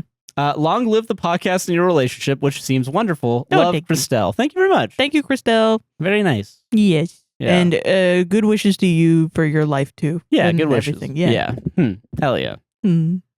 Michelle bought bought 5 coffees. Thank you very much. Thank you, Michelle. Watching the Stardew live on TikTok as I'm typing this. Finally remembered to buy you 2 some coffees. I have been listening to your podcast for a few months now and had to stop watching your TikTok clips so that I don't spoil the new episodes for myself. Don't worry, I still go in and interact on mute. Haha. Thanks for I get that. Thanks for sharing some of your laughs with your elder millennial followers. Of course. No problem. Thank you. Are you one of the elder millennials I was making fun of? I'm so sorry. I'm so sorry. Hey, the elder millennials took it well. Yeah. I think there was one Gen Xer that was like, I don't know if you saw the comment, but one Gen Xer was like, I'm all Gen Xers are getting dunked on right now. And I was like, all right. Fam. I thought you guys were like the whole thing about Gen Xers was that they're not supposed to care. Yeah. So don't care about somewhere else with your MTVs and your music video TVs. God damn it. Get off my lawn, Gen Xer. Get off my dang lawn, Gen Xers. God, when Gen Xers realized they became their parents. Okay. Yeah. Next thing. Neko Bear, they them bought 5 coffees. Thank you. Thank you. Hello. I recently started watching you guys on YouTube about 2 weeks ago during my work from home job, which is my first permanent post-college graduation job. Hell yeah. Nice. I've seen clips of the podcast on TikTok, so I decided to look into your full episodes. Listening to true crime and paranormal podcasts all day, every day, started to trigger my paranoia, and I needed a change of tune. Yeah. I was surprised to see that each episode is a whopping 3 to 4 hours, but it's still very enjoyable. Yeah. Hell yeah. I love listening to your yap sessions you two have before the Reddit section because I'm also autistic. Nice. Fun fact, I went through the autistic diagnosis twice. One was a child, later as an adult, because you want to know what's better than mental ableism, medical ableism, and racism. And it's the smiling face, but it's melting, 2 of those. Jeez. My mother practically had to cuss out my pediatrician to get me evaluated because I was very delayed. That's wild. Being black and assigned female at birth, I most likely wouldn't have been diagnosed with so early without my mother's presence. Unfortunately, because it was early 2000s, my mother wasn't too sure what autism was. All she knew was that I was put in a special needs school and was about to go to regular school by 1st grade with an IEP. Oh, wow. One of the times when my mom was at the school, my principal convinced my mom to have being me autistic expunged because he told her that it meant that I was mentally insert R slur here. Jesus That's Christ. awful. I'm so sorry. That's insane, dude. I shouldn't have that label because I didn't, quote, act that way. My mom, not knowing better, did so, and I was put in a non-specific learning disability. It was kind of shitty, but deep down, I understand the principal was trying to help because he was a black man trying to look out for an introverted black child who was a good student, yet he couldn't help with the bullying? Question mark, question mark, question mark, question mark? Jesus Christ. Yeah. That's wild. After time went, my mom started to realize her fuck up when my nephew was diagnosed with autism even when he was 3 and saw we had similar developmental stages, but didn't really say anything. When I first got into TikTok, I was introduced to different autistic creators and related to them, but didn't want to self-diagnose. I eventually brought it up with my therapist and got connected with resources to get diagnosed.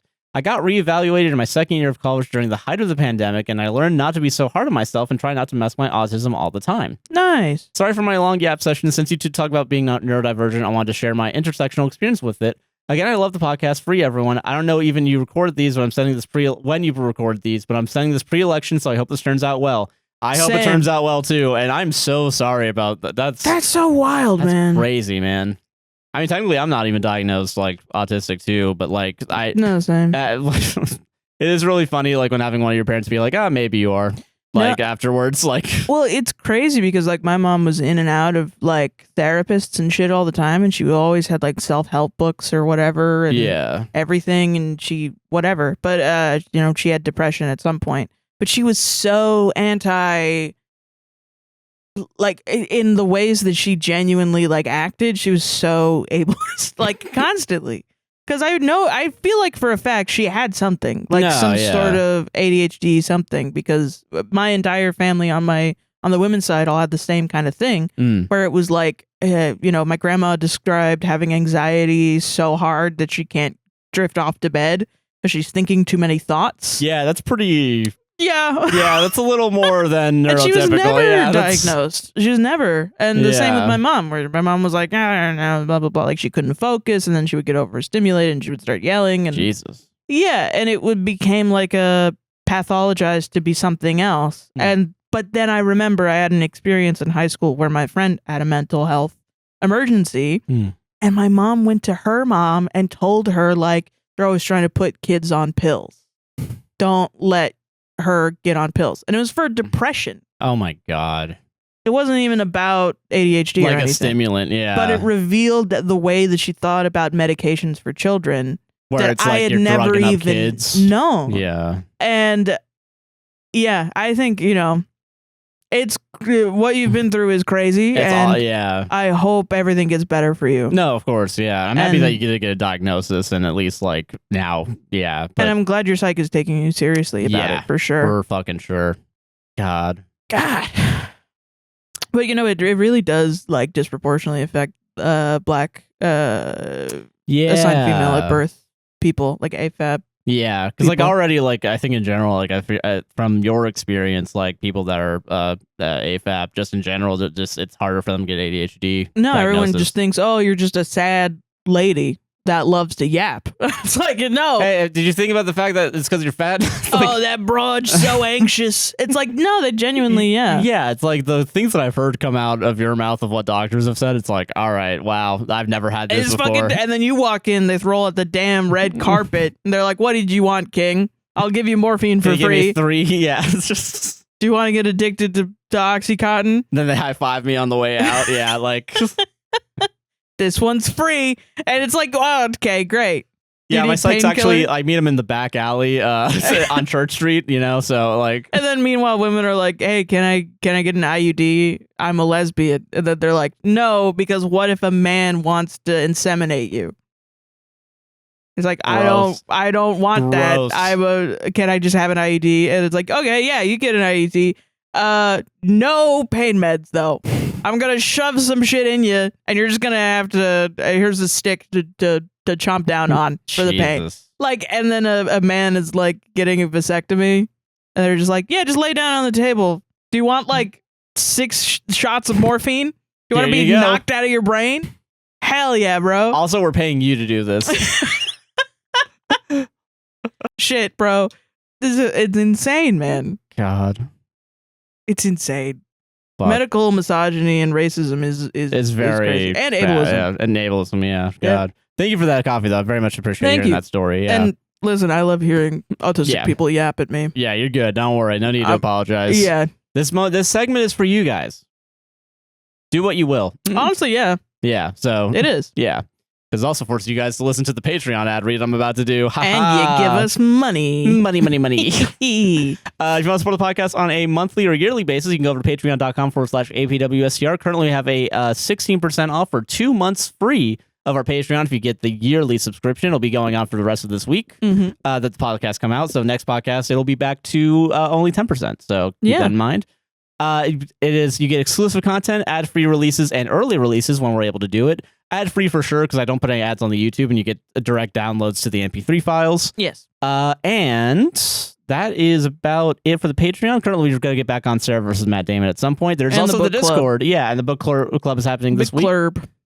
In the club, we all fam, yeah. Yeah. The book club and Discord are also there. That's how you get access to it. Yes. And we're it reading is, Black Widows by Kate Quinn. Yes, and we'll be discussing that the week that this podcast comes out. So, Yes. and you also get, what is it? It's only $1 to start, and if you want your name at the end of the podcast, as well as in the description, you can pay $5 or $10. Oh, and APWSTR Gaming. I'm streaming right now. Probably. Maybe. Yeah, if you're watching this at 9, I'm streaming at 12 p.m. EST on APWSTR Gaming. We're doing Duck Detective and Frog Detective. Yeah. And then also Josh and I stream Stardew Valley on Fridays. I missed last week because the day was too people-y. Yeah, exactly. So we are now on a much more set stream schedule. On Tuesdays, you'll do your 12 to 4 stream, and I will stream from 4 to 8 on both my Twitch as well as on the TikTok account. Yes. And on Friday on all 3 of the accounts, if I can make it work, we will be having a Stardew Valley stream on Fridays. Be fun. Yeah, so definitely check those out. All the links are down in the description for those. As well as our Palestine, Congo, Sudan, and Lebanon links. They're all down in the description in our link tree. Yes. There's also the distributed computing link. Someone in one of the chats for the last live stream, they got really excited when we talked about it. Nice. But if you want to help support causes like cancer research or protein folding research, they're both down in the description. It uses your computer power, like your GPU and your CPU, if you can choose either or. And it does calculations that help progress science. So I think it's really cool. And we have 2 teams on both of those websites. You guys have joined the World Community Grid one, and I very much appreciate that. And the Folding at Home one. Is that technically AI? Not necessarily. It's not generative AI. It's not generative AI. But it is it technically? Because I think I watched Northern Lion say, like, he's not anti-AI, he's anti-generative AI. Yeah. But he's okay with some of the AI that's like protein folding, and it reminded me of that. Yeah, there's like, because it has to do like, given a very strict set of like variables, it has to like, predict how a protein would fold. Right. So it's kind of like, I guess it's AI in the sense of like if you go into Blender and then like you ask for a Voronoi pattern and it just kind of randomly makes one. Oh, okay. Kind of like that, where it's not like really taking from like anyone else. It's not taking from artists or anything. It's no, protein folding. It's science. Yeah, it's just science research. Yeah. I view it in my mind as just science. Yeah, it's science research. It's not. It's definitely not like they're using your power to scrub Instagram and take everybody's you can literally art. see the proteins that they're working on too. That's like crazy. With Protein at Home you can do that, and then also if you're on World Community Grid, the mapping cancer markers, they have the specific chromosomes and which part of the chromosomes they're working on. So I guess just for anybody else that thought maybe that it's not generative AI. If it's AI, it's definitely more about like how proteins fold. Right. Like if you go into Blender and like make a physics simulation. Yeah. That's kind of how it is. Yeah. Yeah. But yeah, so that's all down in the description as well as everything else. Everything's in our link tree for sure. Yeah. So definitely go give that a look. And until then, also APWSTR.com. You can get all our links there as well. And our merch is still currently going to the Palestinian Children Relief Fund. Yes. So definitely go check all that out. Enjoy the rest of the podcast. I think that's everything. Yeah. Bye. Reddit time. It's Reddit time, baby. Did you read it on Reddit? I read it on Reddit. I'm going to start off with Am I the Angel? Ooh, okay. And this is the Circle Jerk, Am I the Asshole subreddit, right? Okay, cool. Sweet. My wife's son was born without any tattoos. Am I the asshole for asking for a paternity test? My 30 male wife, 28 female, and I, 30 male, live alone.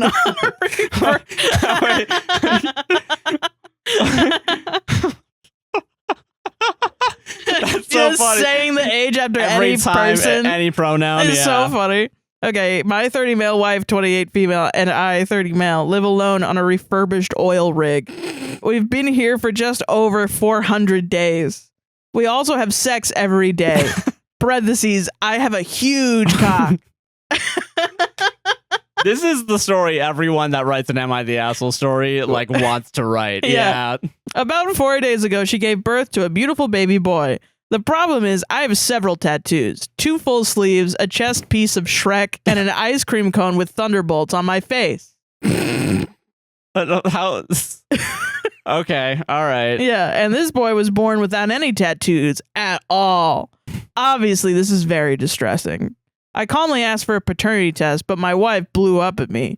She accused me of not understanding how tattoos work and stranding us on this godforsaken oil rig. Am I the asshole for requesting a paternity test and also taking our only boat to my mom's oil rig until the results come back? The boat. There are 2 oil rigs. The 2 refurbished taking my boat to my mom's oil rig. From the Deepwater Horizon fucking oil rig. why aren't any of your friends and family blowing up your phone, choosing sides? Story seems fake. And then OP responded, my wife's parents sent a message in a bottle, but it hasn't washed up yet. Yeah, you gotta catch it when it gets to the... That's so fucking funny. The idea of a refer... That's so good. She's clearly cheating on you. 90% of men are raising kids that aren't theirs. It's a fact. No need to look it up. I'd go no contact and block her everywhere. It's actually 99.9%. Source, Reddit. Dude, that's so fucking funny that they even got the, like, misogynistic, like, Redditors down to a fucking T. Yeah. It's so funny, man. YTA for requesting it. Just buy one at the store and make sure you check the waters for untattooed mermen who might be sleeping with your wife. Reddit's okay. You know what? Reddit's doing okay sometimes. Good for them.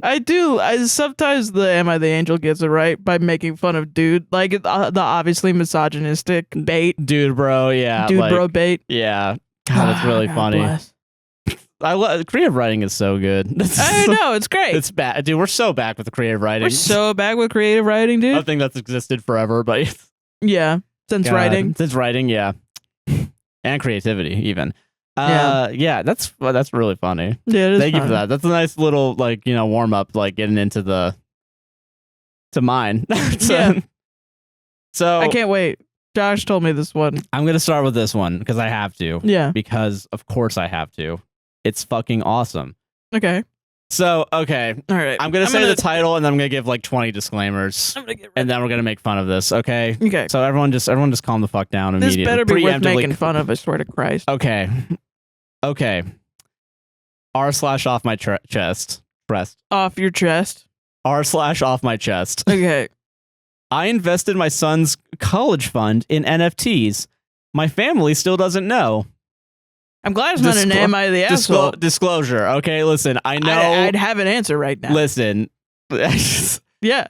Listen. It does suck if this is real because we're all adults here. We all know the internet's real. Yeah, everything on the internet's real 100%. Yeah, I know that it would be really bad if you lost all of your college funds, and it would be really bad for the 15-year-old if the college fund money went to NFTs.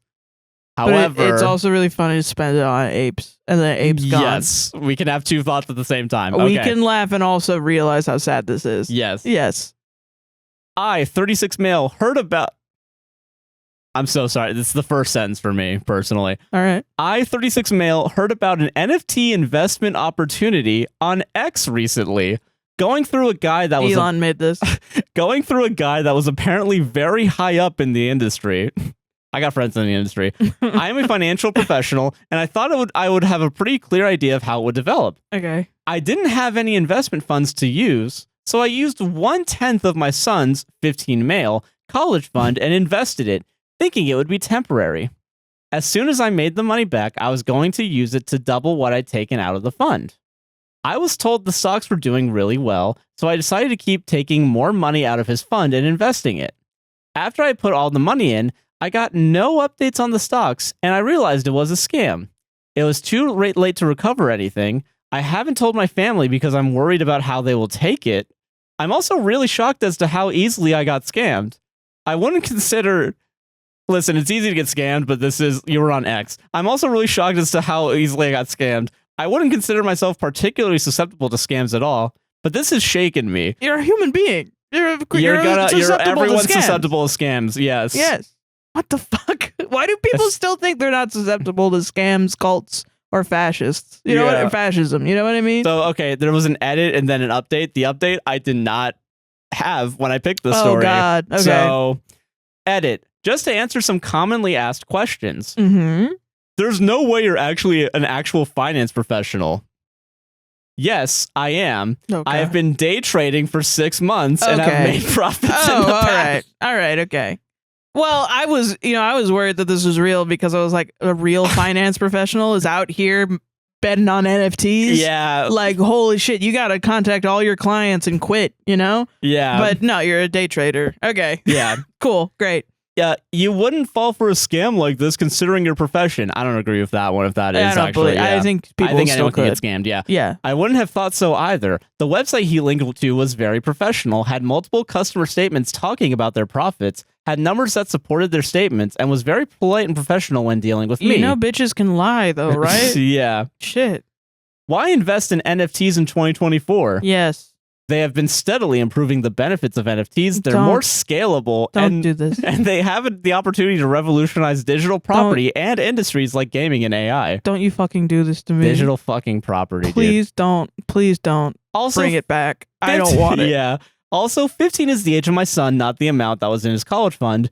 Thanks to all the people telling me to come clean, I will do that as soon as I have made back the money. Oh my God, you idiot. By day trading, because I'm a professional. Update, and I did not have this when I picked the story, and I now feel like I shouldn't have picked the story. Oh, good.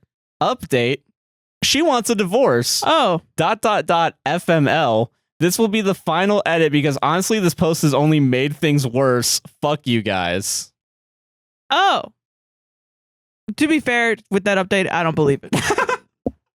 There have been a bunch of Reddit stories where someone will be like, they'll post something sincerely so fucking sad and mean. Yeah. Like, it'll be like, my wife had a miscarriage and now she's a huge bitch to me. And then, like, people in the comments will react very seriously and treat the story very seriously and be like, oh, no, she's grieving. You should get her therapy or whatever. And, you know, therapy or whatever. But, you know, they're just like, you know, hey, you know, they'll try to make it so they're trying to get people to say that, like, women that go through miscarriages are just, he should just divorce or something and get a bunch of karma and write a bunch of shocking shit and try to see if it gets on our podcast specifically. Which no, it fucking won't. Ho. But yeah, and so then the comments will be like, I had a miscarriage, I went through it, she went through it, and then it'll get like too serious. So then they have to make update posts.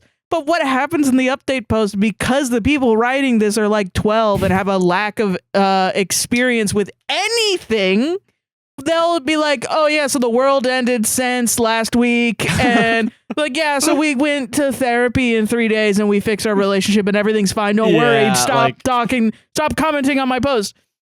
And it's like, man, if you really want to scam people into commenting on your shit, you got to be able to take the heat. Man. Yeah, literally. At the very least, you cannot. Yeah. Like, if you want to go online and make up a fucking story, you can't turn around and run and be like, no, fuck you guys. Fuck you for reacting to my post. Yeah. Shut up. You shouldn't have made the damn post in the first place, bro. And if it was real, you shouldn't have, I don't know, got on X, the everything app, and then clicked on a fucking website and been like, wow, this website looks fucking legit. Listen, and I've been scammed before. No, yeah. You know, I've been scammed as well. Yeah, everyone I know everyone's susceptible to getting scammed. Yes, that's not the point. The point is now that you're like, are you saying like, okay, in the world of this post, yeah, he's saying fuck you guys because people told him to come clean to his wife, but he wasn't going to come clean to his wife until he said after he got the money back, and then he probably said by day trading, probably by day trading, which means he's unemployed. Yeah. So yeah, in the world of the story, like, fuck you guys. This post isn't making anything better. Yeah, we're the shit that caused your divorce for sure, not your actions, bro. Yeah. Oh god, I do hope it's fake. I hope it's fake too, but that poor kid, man. Yeah, if it's real, the kid, definitely got fucked over. But can we all stop with the NFTs? Yeah, let's not bring NFTs back. Yeah, we don't need to bring them back. There's other scams we could do, all right? I still can't believe that people are like, I'm anti-AI, and they're like, I'm going to go play AI Minecraft. And I'm like, how, dude? Well, Sarah, have you thought about the fact that if NFTs are going to be real scalable and also good for AI properties? Have you thought about that, though, Sarah? I have not thought about that, Josh. So funny to me. Oh my god! Hey, listen. I don't want to say you were on X, and of course you got scammed. But like, X is the man. one that you get most likely to get scammed on because there's no moderation because the guy you love blowing decided to get rid of all the moderators. Yeah, that's true. Yeah. I mean, dude, Twitter is such a garbage heap dump now. Yeah. Like, I went on Twitter recently, and all my ads are for vibrators. That's never happened to me before. They really just need money from anyone, I guess. Yeah, it's like, was it even like Adam and Eve, like the one that everyone gets? It's just like a random, like, it's like one of those, like, you know, like when you is it like a drop shipping one, like like, you know, like when you go to a porn site and you get those like scam ads where it's like, yeah, hot singles in your area, we totally don't ask for your vibrators in your area, your credit card, and it's like just $20 for shipping and you get a free vibrator, 2 for $20. Yeah, and it's like, okay, I don't even know who the fuck you are. Yeah. There's like a gif of a vibrator. I'm like, why? What? Yeah. I went on Twitter to look at the news, to look at politics. I will say, I know that like Blue Sky is lib-pilled, but I did go on it today for the first time in like months. And it was like, it might be less lib-pilled. I haven't tried it since early. I only saw my following, but like I just saw like drill tweets and I was like, fuck yeah, this is great. Honestly, might go back on it. Honestly. I need to go back on. I think one of my friends is not on Twitter anymore. Yeah, so I think I'm going to try and contact him through Blue Sky because, yeah. I feel that. I've been on Tumblr mostly. Yeah, that's fair. Which I think they they reversed the porn thing. Hell yeah, let's go. Because there's a lot of titty. Maybe why I'm getting the vibrator ads, if I'm honest. Yeah, they're selling those cookies for sure. Yeah, for real. My friend is blaming me for everything wrong in her life. Am I the asshole? Okay. Too long didn't read. My friend reached out to me and said my actions affected her life and marriage and is blaming me for it, and I don't think I'm in the wrong. Okay, this can go a billion different ways. I, 20 female, recently had a falling out with my friend, K, 24 female. She's been a close friend for years, but I feel like lately she's been putting way too much blame on me and some of our mutual friends for things going wrong in her life. Here's what happened recently. K is really into makeup, and she offered to do a trial for me as a favor. We had planned a time, but I ended up being late and didn't communicate well about it. Okay. Something I'm completely willing to own up to, and I apologize to her for wasting her time. However, her response felt really extreme. She sent me a long message saying that my actions created a quote-unquote domino effect that ruined her whole night, stopped her from finishing her schoolwork, caused her to have panic attacks, and even impacted her marriage because she couldn't spend time with her husband. Okay. She even said that she felt so bad she needed to book a therapy session that she wouldn't be able to come to my birthday party because of it. I told her I was sorry for the miscommunication and my lack of punctuality, but I also mentioned that it felt unfair for her to make me responsible for everything going wrong in her life. Now she's saying I'm overstepping her boundaries and accusing me of not respecting her time. This isn't the first time she's acted this way, though. A few weeks ago, she confronted me and 2 other friends because she felt left out, saying we don't hang out with her as much as we do with each other. The truth is, Kay's often busy with school and midterms, so she hasn't been able to come to things anyway.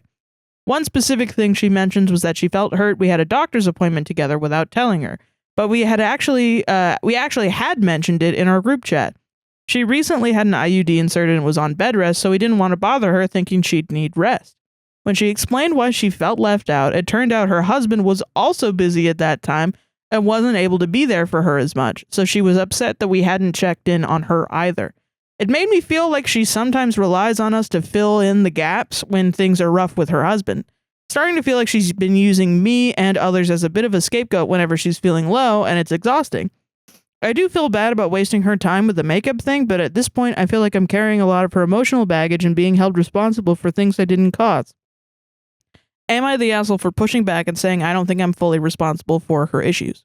Wow, all right, shit. Yeah. That was a more serious one than I thought it was going to be. Yeah. I feel like it's not the asshole, right? Just because, like, you did why are you asking me, right? I want to know your opinion. I don't know. No, I'm assuming, okay, I think I'm leaning not the asshole because you did just have one miscommunication. Like, I don't know if I would blame you. Like, there's got to be other stuff going on, like, in her life to, like, have this kind of, like, outburst of, like... I think being mad that someone's not punctual and didn't communicate it is fine. I think blaming everything else on you, though, is a little out there. I would even be like, hey, you ruined my night. I stayed up for you. I think that's fine also. But, like, saying that you caused problems in her marriage? That's where I was like, what? That's, whoa. Yeah, because, like, that's... You're causing me to go to therapy? Yeah, that's really manipulative. shitty language. Yeah, for fucking sure. Because like, you can't like even when you're mad at somebody, the way that you react is important. Yeah, and like, especially if it's like the thing about this sometimes is that I feel like this could very easily be manipulated into like one of those arguments that's like, I won't pick up my friends at the airport. Oh yeah, and it's like you guys hate community and stuff, and it's like, well, the thing about it is she's also not really having community with somebody. Like, you know, like she's not. Community is talking through each other's faults and problems. Yeah, having problems and trying to talk through it, and she's not really doing that. Like, she's just saying like, no, you fucked up my life. Yeah, and like, and now I'm not hanging out with you anymore. Yeah, it feels like an overreaction to me. Yeah. And it's like, it's part of me is like, I mean, it's actually, you probably should go to therapy if you feel like things are going wrong, but you shouldn't blame me personally for you going to therapy. Yeah. Like I think a big thing that I do believe that we are more individualized in this society than we are. I agree. You know, we're not really, especially white people. Like, I was brought up to be like me above everybody else.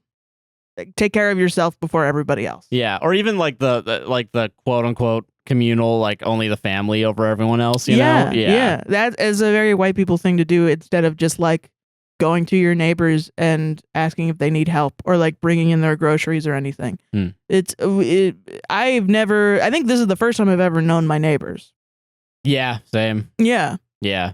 And it's crazy because when you in your old house, your mom knew your neighbors. Yeah, I didn't though. That's the thing. Yeah, but you weren't encouraged to go talk to them and hang out with them. Yeah.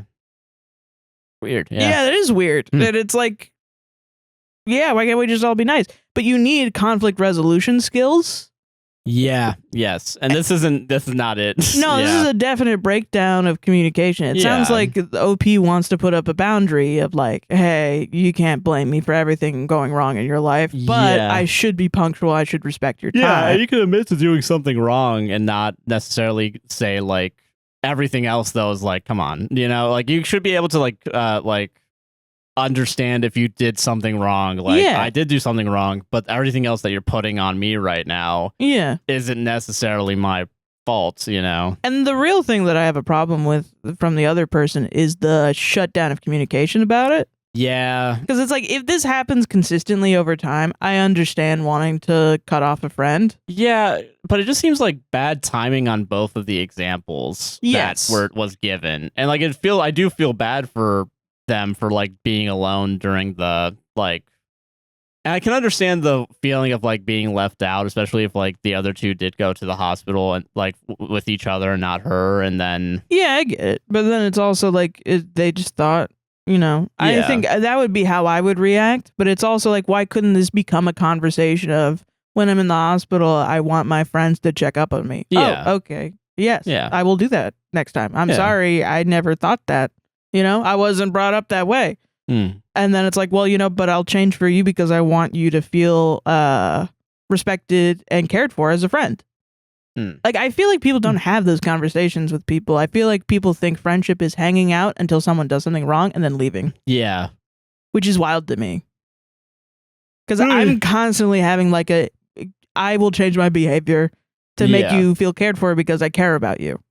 It's not a big deal. I don't care if it's even a little bit uncomfortable, but I want to make sure that it's fine. Well, sorry, have you considered that every relationship is only transactional, and unless you're doing something for me right now in this moment, you're not existing? You need to support me. Exactly. Yeah.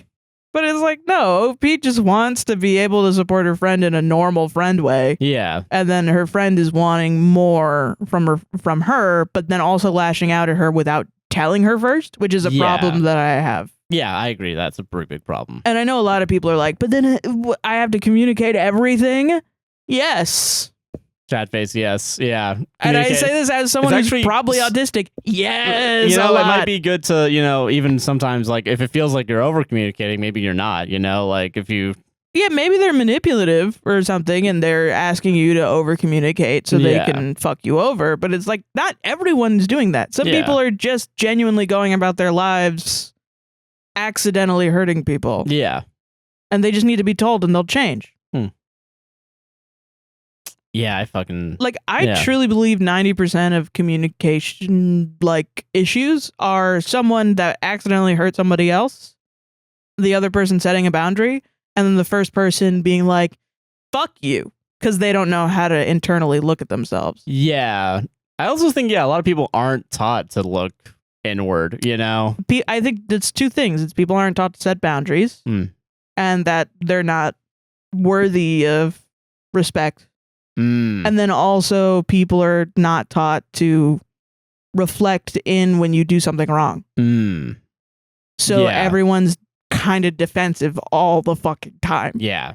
And realistically, like, I have friends I don't talk to for like 2 or 3 months, and then they call me, and then we talk for 8 hours, and we're fine.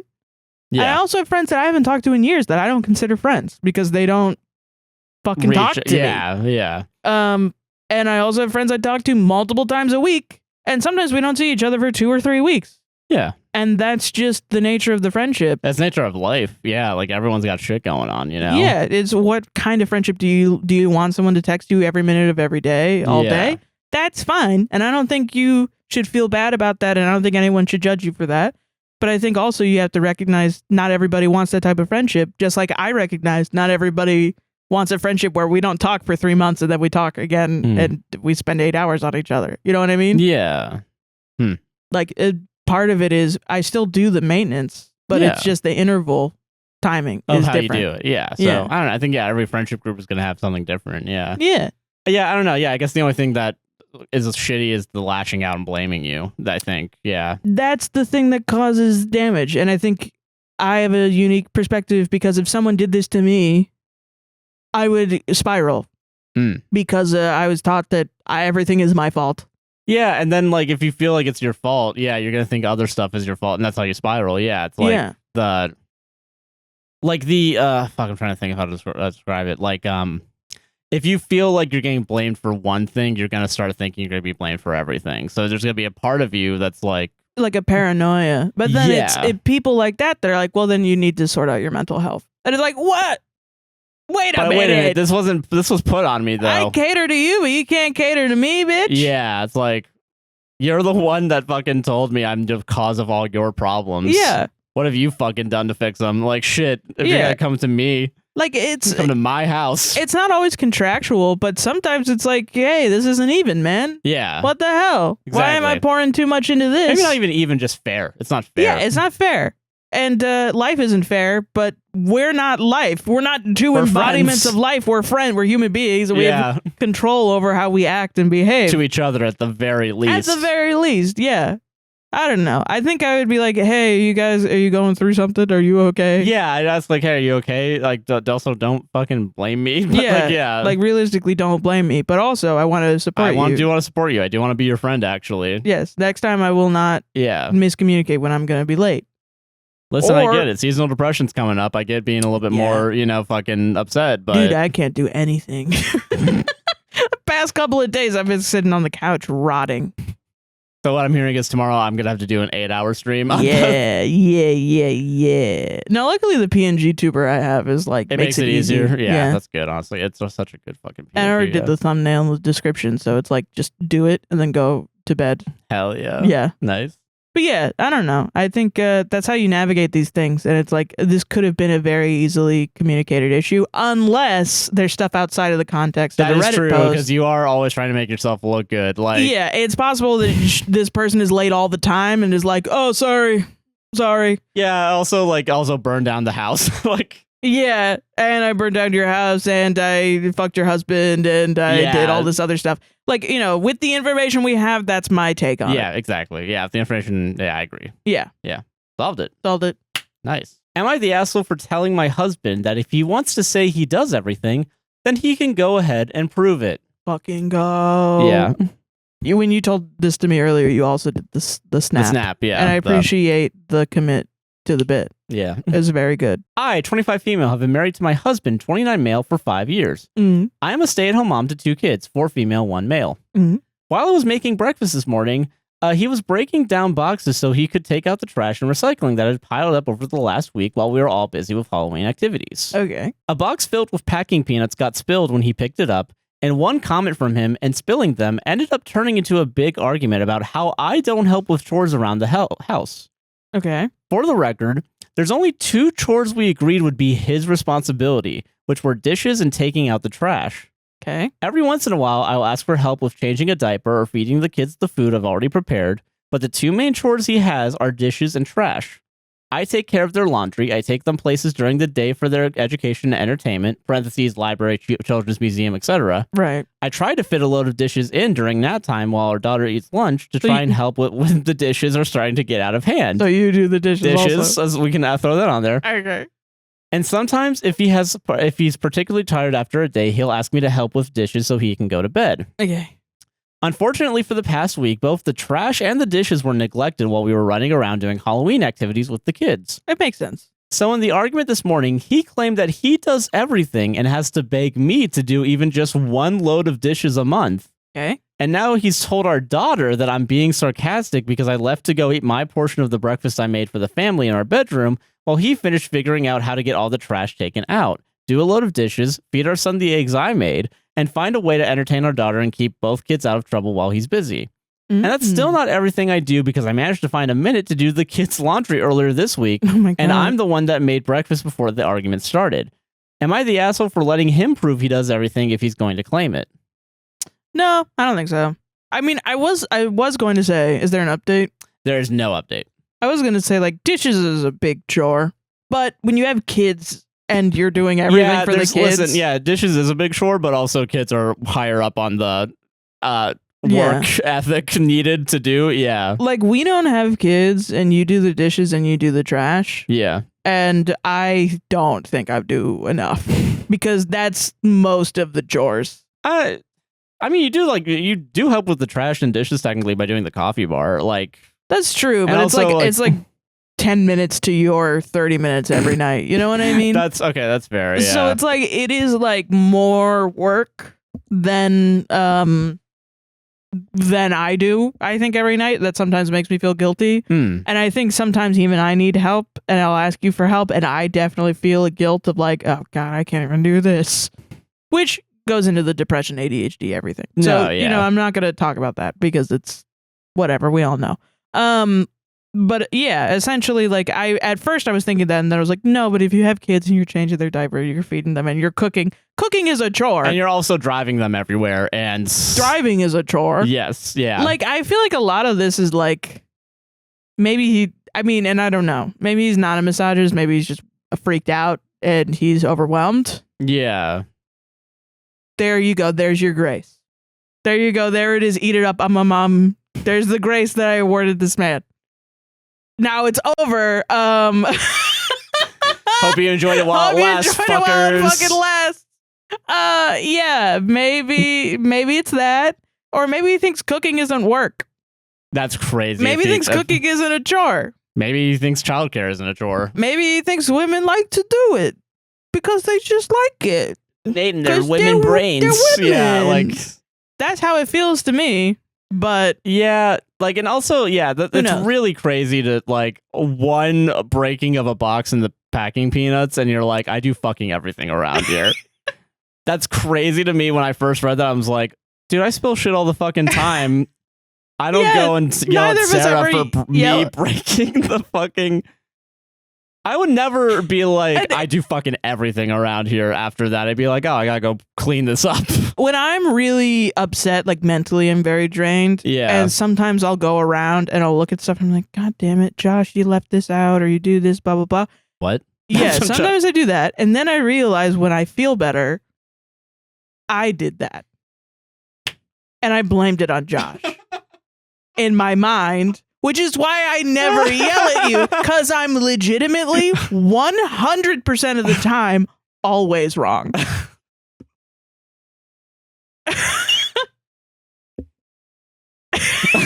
And then I'm like, oh, I'm a fucking idiot, huh?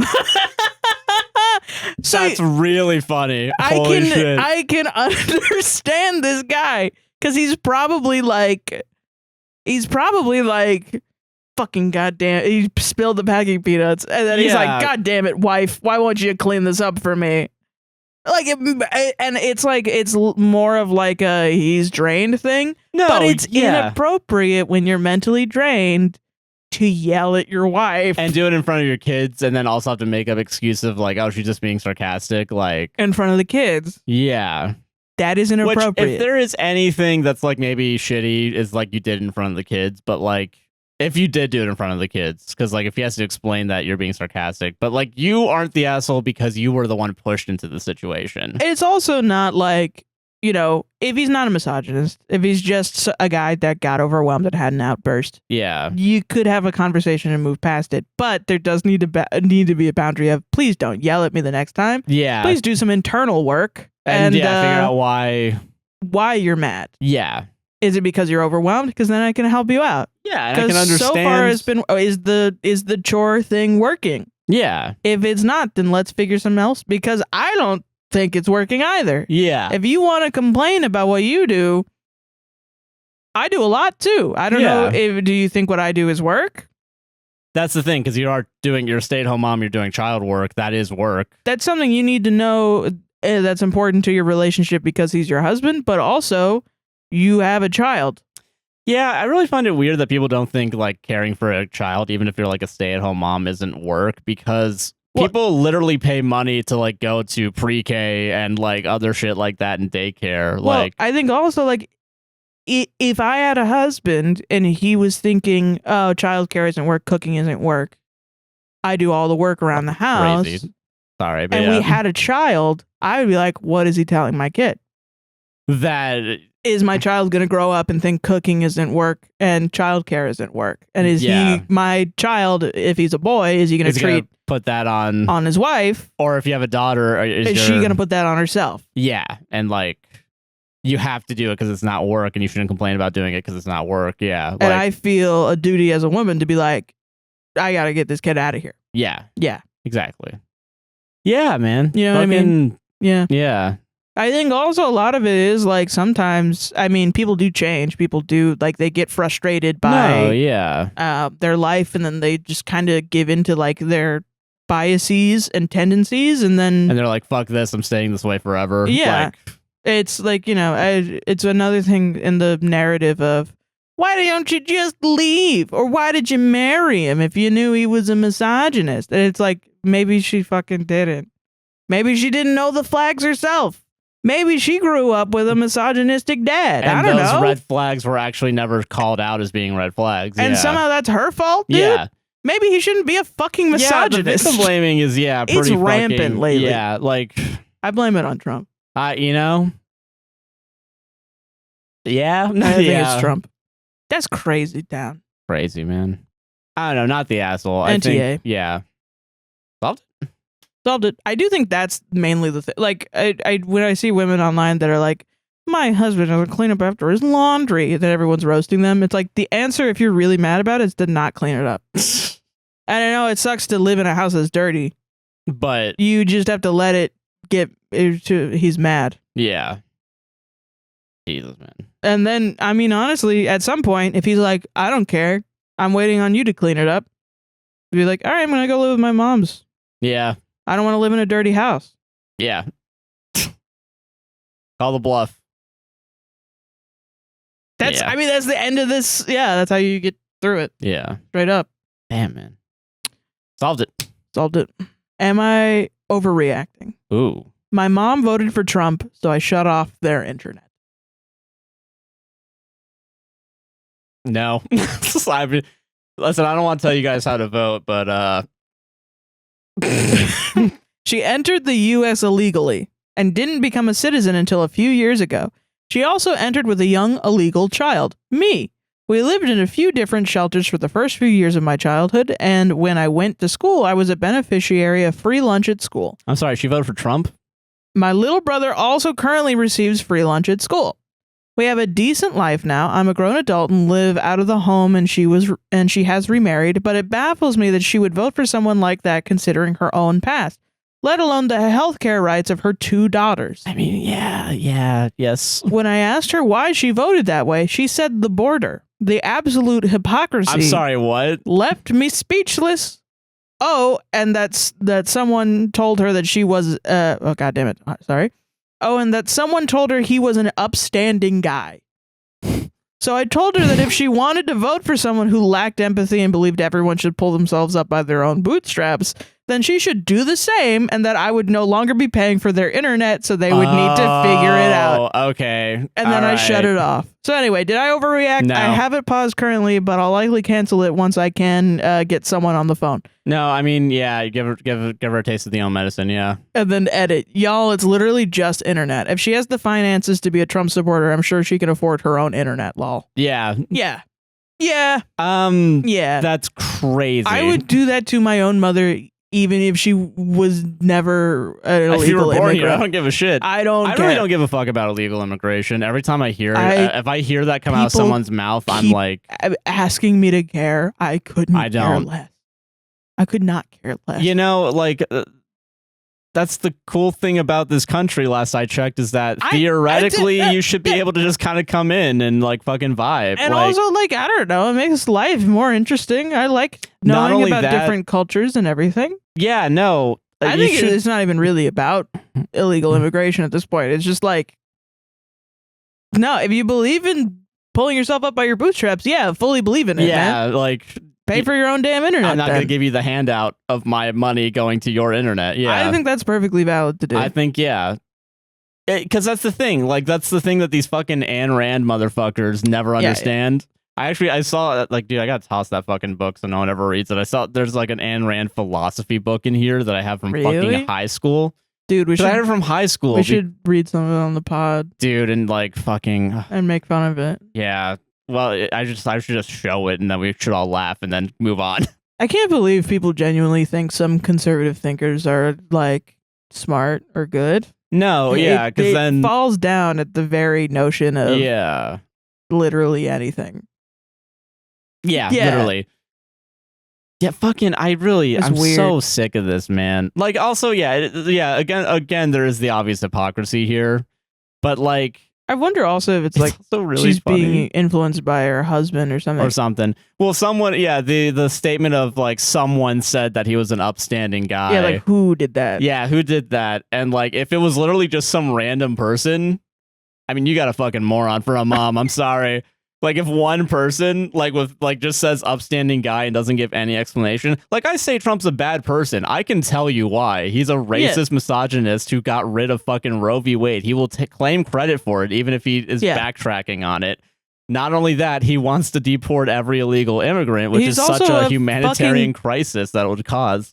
He's also a moron. And he's a moron. He's a fucking moron. And he's old as shit. And if he doesn't give a fuck about Joe Biden for being old, just for being old, you should be anti-Trump. Yeah, it's that motherfucker talks about Hannibal Lecter as if he wants exists. You for dinner. Yeah, he wants you for dinner. He talked about the lemonade that kills you, and I had a British friend talk to me. It was like, "Is this real?" That Donald Trump, like, she couldn't tell if it was real. Yeah, that Donald Trump was saying... He's a serial liar. That Donald Trump was saying that Joe Biden is giving out lemonade that kills you, and Donald Trump is giving out lemonade that will heal you or something. And it was like recently my friend was like, I don't even know if this is real. And I was like, no, that's real. And she was like, what?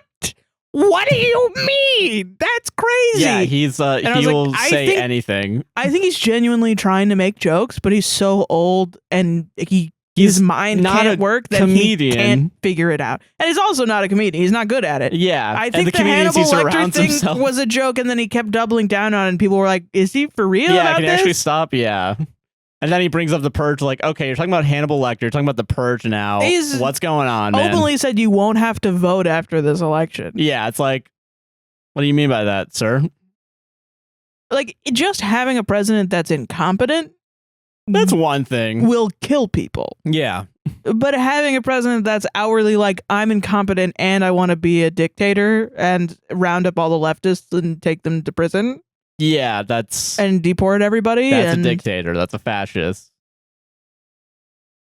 Yeah. No, I think you're fine. It sucks that like your parent, right, is like getting like, because I think a lot of people's parents are definitely down the pipeline of like getting sucked into the MAGA fascist like. I don't know. It's like it sucks too that like sometimes it's really easy for someone to be like, oh, he's a good guy, and then you just kind of believe it and move on, not even thinking about it. Yeah. And I don't know, like it's not even like if. It's internet also. Part of me is like... It's only internet. It's only internet. And you didn't do any... And you've been paying on for You're not starving your mom. You know what I mean? Yeah. You know, and so I don't think you're an asshole. I don't think you're overreacting. Or overreacting even. Because like, yeah, it's hypocritical. And you have to like do concrete like, okay, you believe this. This is the consequence of what you believe. Yeah, I think that's good. Yeah, because you have to. It only when it tangibly affects someone do they finally start giving a shit. Which pisses me off though sometimes because I'm like, man, you don't have empathy for other people. Shit, but it has to happen to me before it's like, oh, okay, now I get it. It's like what? Way back when there were preachers that were like, I'm anti-gay, I'm an anti-LGBTQ person, and then their son or daughter would come out as gay, and then they'd switch their shit. It's like, oh, okay, yeah. So you don't want to excommunicate your daughter from the church or your son. But you're so cool doing it to other people's, like kids, That's supposedly your congregation, people you need to care about as if they are your own kids, but you fucking don't. You don't give a fucking shit at all. That to me is like you should not be a priest. Yeah, that to me is like you should. If you're, and like again, I'm not too religious and I don't really know much, but I like if you want to teach principles of like caring and loving for one another, that's not caring or loving for one another. I can't understand how we have hateful preachers and religious people like that are so far from like the teachings of Jesus. Yeah. Which I sound very religious right now, but it's like it baffles my fucking mind. Yeah. And I mean, listen, you were brought up Anglican, so you're the most equipped of the two of us. It just doesn't make any sense to me. Like, how could you follow the teachings of a guy that's like, love thy neighbor? And it's like, nah. And it's like gloss over that part, you know? Well, there was that article months ago that I brought up, or maybe a year ago, that it was like a preacher was like, love thy neighbor, and that also means for this. And people straight up came up to him and was like, that's not Christianity, though. That's crazy. Like they're trying to change literally in the book. The definition. Ridiculous. I know. It's just, that's so sad. I know. That's genuinely sad. I don't know. Like, yeah. It's fucked up, fam. It sucks that that's the way in this individualized society, you got to convince people is it has to affect them first because, you know, when people say love thy neighbor, I'm the neighbor, actually. You should love me. And everyone that looks like me. Yeah. That's it. Not anyone else that I might have disagreements with. Even if you have disagreements. Yeah, like you can, whatever. Yeah, you can have the once upon a time. But the disagreements are like, I like purple and you like blue. Yeah, not who deserves rights and who doesn't. Yeah, no. I don't know, man. Yeah, like fucking God. I really am still kind of like, it just sucks that like the cult mentality of it all, man. It just sucks. I don't know. Yeah, I'm freaked out. Yeah. Because also, we're recording this the day before the election. Again, I have no fucking clue how it's going to go. So we could be saying this and like Thursday, it's like, oh, okay, he won. Great. Cool. Woo. I mean, you know what? Here's the thing, though. I remember we put out a podcast this week. Good things happen. When we're gone, bad things happen. Yeah. I have to get this podcast done by 9 a.m. Fuck. Or else Trump wins the election. Dude, the stakes have never been higher. This is my I movie do pitch. Have thoughts like that. People say that's like OCD. Oh, yeah. Like, and I don't know if that's real or not. No, I don't think it's... I am joking, but I will say the last time... multiple times that we've taken a week off, I shit's genuinely happened. am like, well, I caused the queen to die. I caused the queen to die. January 6th happened. Yeah. Yeah. No, you're not overreacting. No, you're not. Yeah. I think it's a funny reaction, honestly. I think it's a perfect reaction, the actually. Justice served for real. Yeah. That was a good story. I like that one. Yeah, me too. Okay. All right, everyone calm down. Everyone, I'm calm. Shut up. Everyone shut up. Okay. Am I the asshole for telling my brother his wife's a maniac and a shitty mother? Okay. Those are some charged words, for sure. I understand it may have been a slight overstep, but I was worried about their son! Exclamation point. Okay. My brother, male 33, and his wife, let's call her Nat, female 30, Met when she was 24, almost 25 at some work Christmas party. She was a coworker's plus one. And they started dating soon after. Okay. Listen. All right. I think she's very beautiful, very charming and funny, and rather intelligent. And she seems like a great fun, but I always thought the relationship never made sense. She was always very sarcastic with him, bullied him as a way to show affection, let him pay for anything she wanted, make it clear he was hardly a priority in her life, was to be independent. She'd go on in their relationship barely texting him. Okay.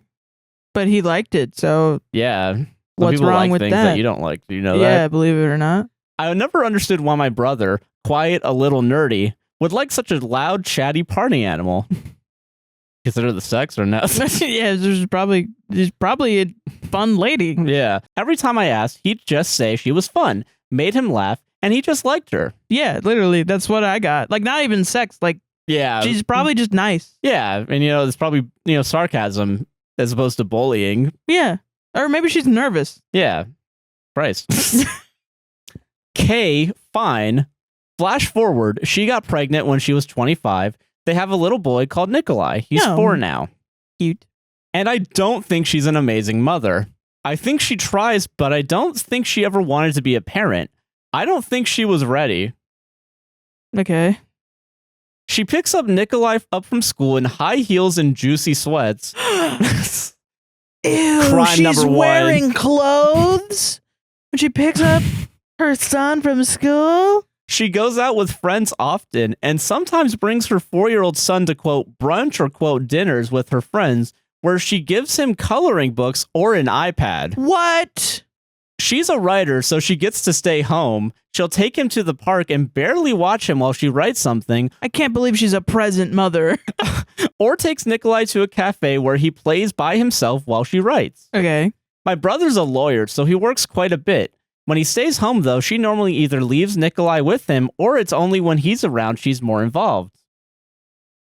Not taking him to the cafe, I guess. Yeah, that's not involved. They have perfect family experiences when they're all together. Yesterday, I saw my brother, and he was telling a story about how Nat took Nikolai to school really early for a field trip, and how amazing she was, and I just lost it. It's irritating me because I feel like I was going mad. She puts herself and her needs first every time, and her poor son is just an afterthought. So I told him he's married to a maniac, and that if he can't see how little she cares for being a mother, he's stupid. This is how you cut off family in a real 5 years. She needs to be on a farm without a job, in a dress, baking bread right now. Now he's royally pissed off. So is my mother, even though she agrees with me, and I don't want to think about Nat. And that's it. That's the end of the story. I don't understand why people are so... Who cares? If it works for them, it works for them. You know what I mean? Yeah. Even sometimes with like new parents, I'll be like, ooh, I don't know if I like that. And then I'll catch myself and I'll be like, I don't know. Yeah, I don't know. Yeah. Like, I'm like, I don't fucking know. Yeah, I don't exactly, know. Yeah. When the kid grows up and the kid starts being like, Mommy, I don't like the way I don't know, something.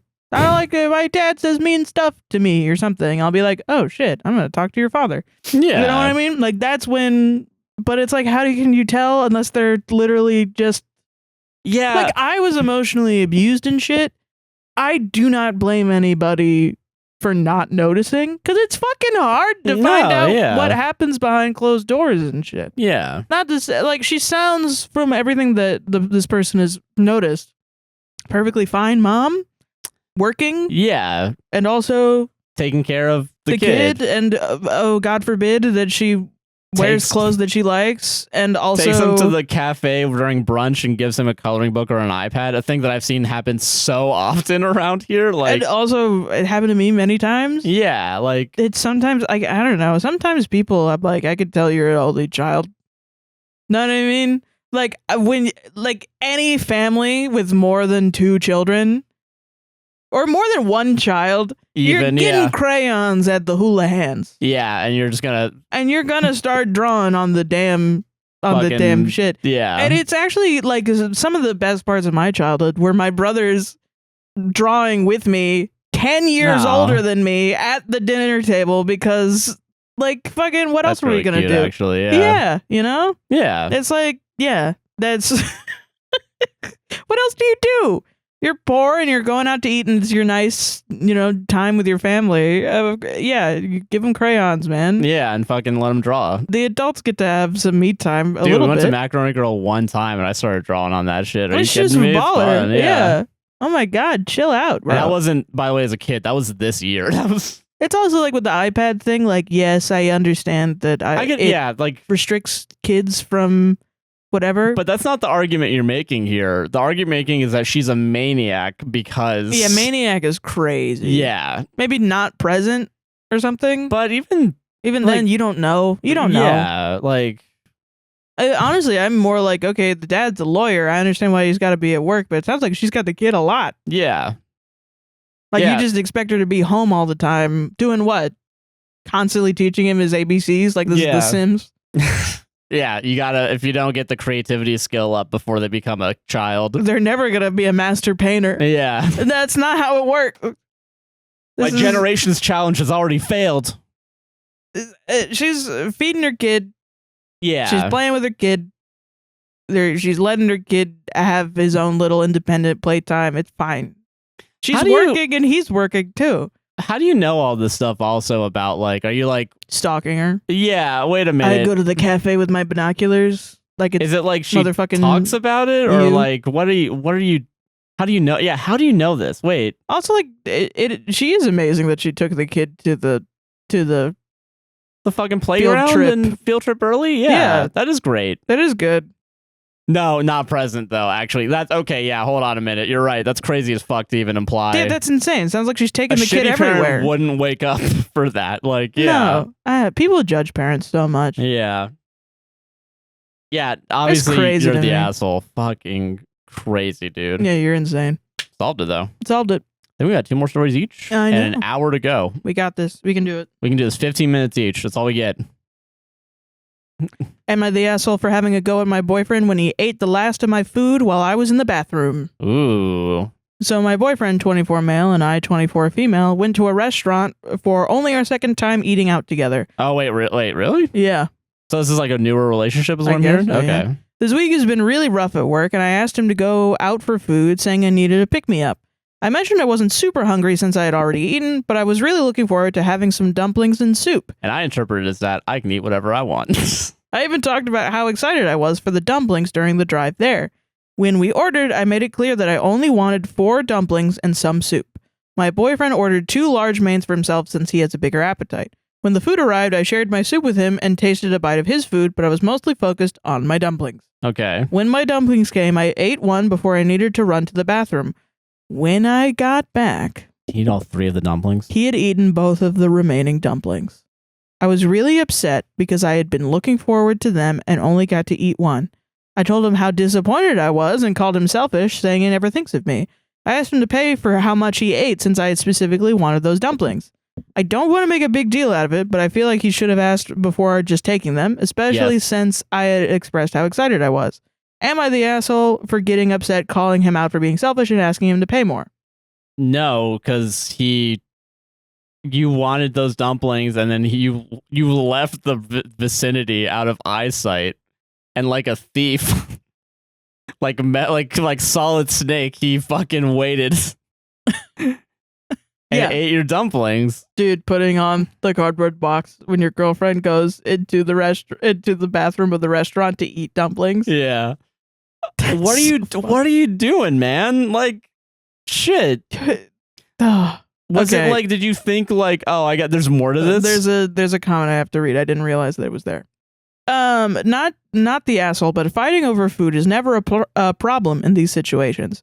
Sorry for making an assumption, but I don't think it's the food that angered you, but a reoccurring pattern from him. Why don't you guys have a long conversation?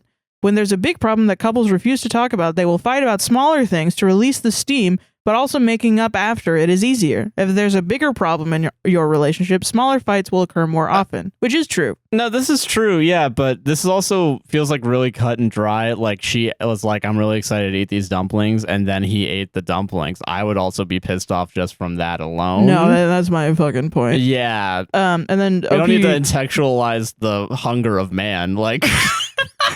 Okay, Opie responded, honestly, I think that's a very fair assumption because you're spot on. I reckon it's chat time. So yeah, so Opie has had some like other resentments. I mean, yeah, but because I mean, you did bring up like this happens frequently, like in the post as well. But it's also like you said one thing, and your boyfriend was like, "I'm gonna take that one thing away from you when you go to the bathroom." Yeah, like that's crazy. Am I wrong? Am I crazy no, for thinking that? it's not crazy. That's wild. Like, I would be like, order Dude, me more. Yeah, order me more. Now I want more, ho. Well, also because yeah, like, and you're paying for it. Okay, let's say like you even benefit of the doubt, like you had one bite of his food. That's probably not proportional to well, like and also two she gave dumplings. him some of her soup also. Yeah, so that's already they've already shared food with each other. Yeah.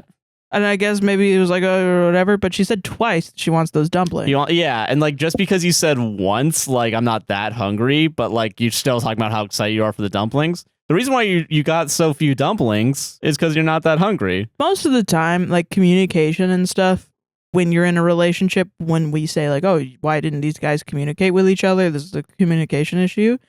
There's a years long.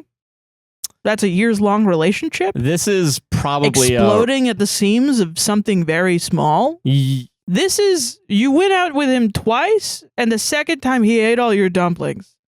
Do you want that for the rest of your life? Yeah. Don't give him. It's gonna get worse. This is him trying to impress you. Yeah. You'll never have dumplings again, and I would rather fucking die than never have dumplings ever again. Yeah, like I don't know. I feel like because we're what 6 years into this fucking relationship. Yeah, if you 6 years this week too, right? That's what it is. Oh god, yeah. Oh ew. Hell yeah. But no, fucking yeah. I don't mean to say ew. I'm sorry. It's just a long time. We're old. Ew at the idea of getting old. Yeah, no, I get it. Yeah, but like yay at the idea of getting I don't know. old I feel together. like like how exactly. That's nice. Yeah, but yeah. So like the idea of like what is it? Fucking like I think we have a pretty good system at least for sharing food, which usually is just asking for it. Like if we want to, yeah. Or like if we order from the place, I usually only get one thing, but you're smart enough that like I'm gonna want the crab rangoon, so you still get them on, like I get them for me. Oh, and then so I've actually been taking your food this whole time. I feel bad because I feel like I need to share them, and I hope to God when I order them that you don't want any, and then you always want some, and then I'm like, fuck. I thought you got those to share. I'm not even joking right now. No, I do get them to share. Okay, because they're rangoon. I order too much food because my eyes are bigger than my stomach. Yeah, and then it comes, and I'm like, I have like a lot of food. 7 bags of different types. And you have one bag of food, and I'm like, I should share so I don't look like a fat ass. And then honestly, and then I get full. And then I have whatever's left over, and like and it's fine. Yeah. But I do hope every time you're like, no, I don't want any of that. And you're like, score. But I also don't want to pay for 2 orders because I'm usually paying if we get Chinese. Yeah, honestly, yeah. So I'm like, true. fuck. Fucking shit.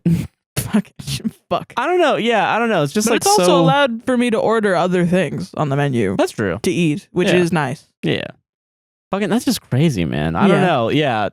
I would not take someone's food away from them while they're away. I will say if you started eating my dumplings, I think I would karate chop your hands off. That's fair. No, that's fair. I'm not going to take your dumplings. Those are yours. Unless you explicitly tell me that I'm okay to eat something. And I'll usually ask to like... Yeah, that's fine. I think what I really don't like, and I keep joking about this, like the mentality of like ask forgiveness later is better than asking permission now. Like it is like wild.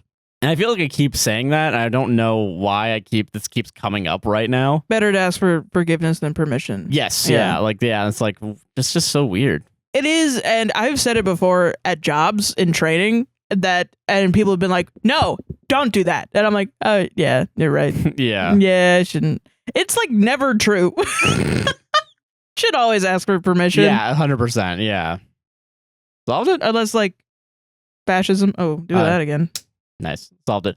But yeah, unless fascism, you're right, yeah. You don't want to obey in advance. But that's a separate thing. Yeah, we don't need to talk about that now. No.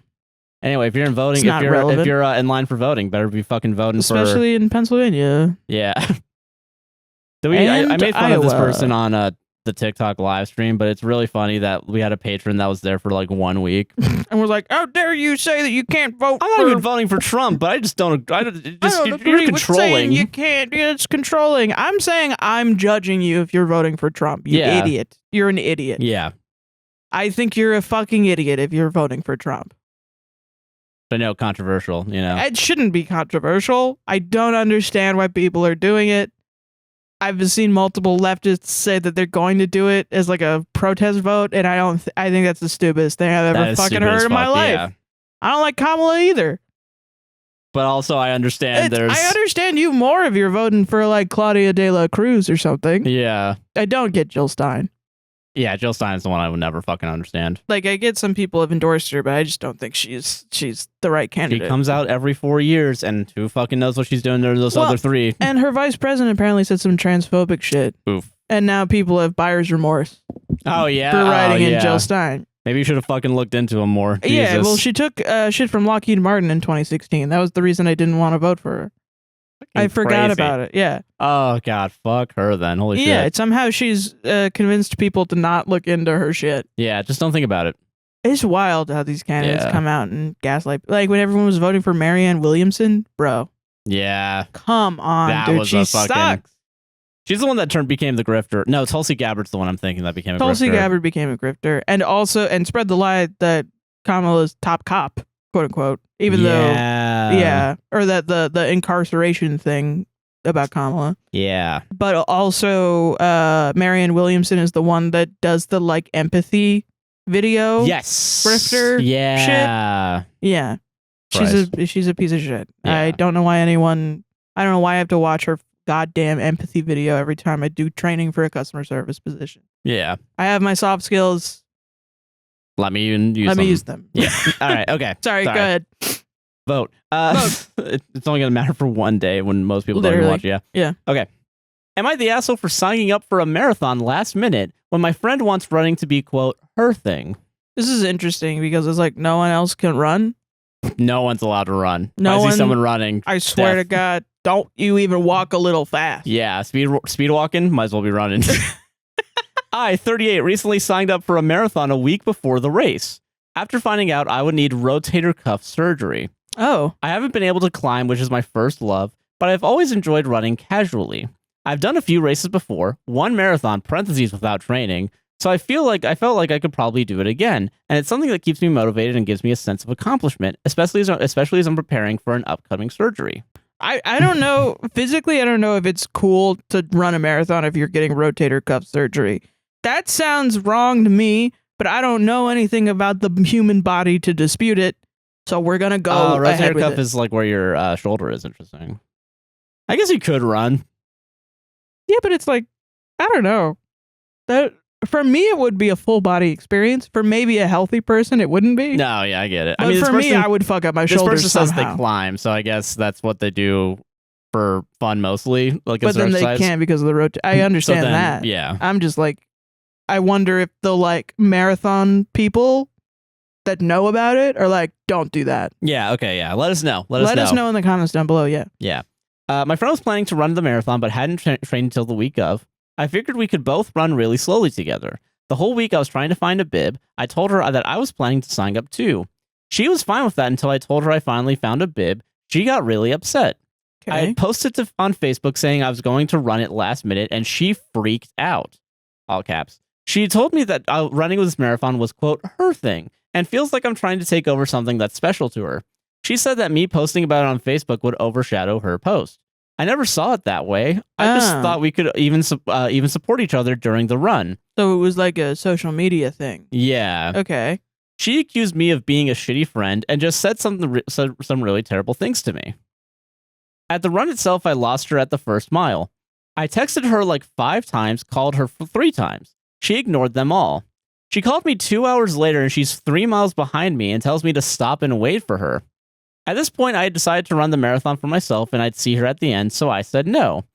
Which she insists is a sign that I am a selfish and unsupportive friend. Okay. She was so mad that I was ahead of her that she quit at mile 16 and cut the course to the finish with a better time than me. Which, I mean, is fine. I finished in 6:15 and was proud of myself in the end. Oh my God. That's She- crazy. Yeah, she is insistent that running is, quote, her thing and says I'm not allowed to engage in it, which feels literally insane to me. She was originally going to help me with post-surgery stuff, but now she's decided not to, saying she feels, quote, betrayed by me doing the marathon. I don't feel like running a race should be something that belongs to one person, especially since it's something I love too. But maybe I missed something in how I approached it. Am I the asshole for signing up for a marathon, even though my friend feels like I'm stepping on her turf? Shit, dog. I mean, no. Like, she sounds weird. Yeah. I don't know how to describe it. My brain turned off. She sounds crazy, man. I don't know. I would be like, are you fucking for real for Facebook likes? Yeah. Are you getting paid? Yeah, what's the angle here? Do you just want Facebook likes? Yeah. Like, if she didn't, it's one I of missed those that ones the first time. where it's like, if she just wanted to get the Facebook likes, then we could have just taken a photo together. Yeah. And then you tag me in it. Yeah.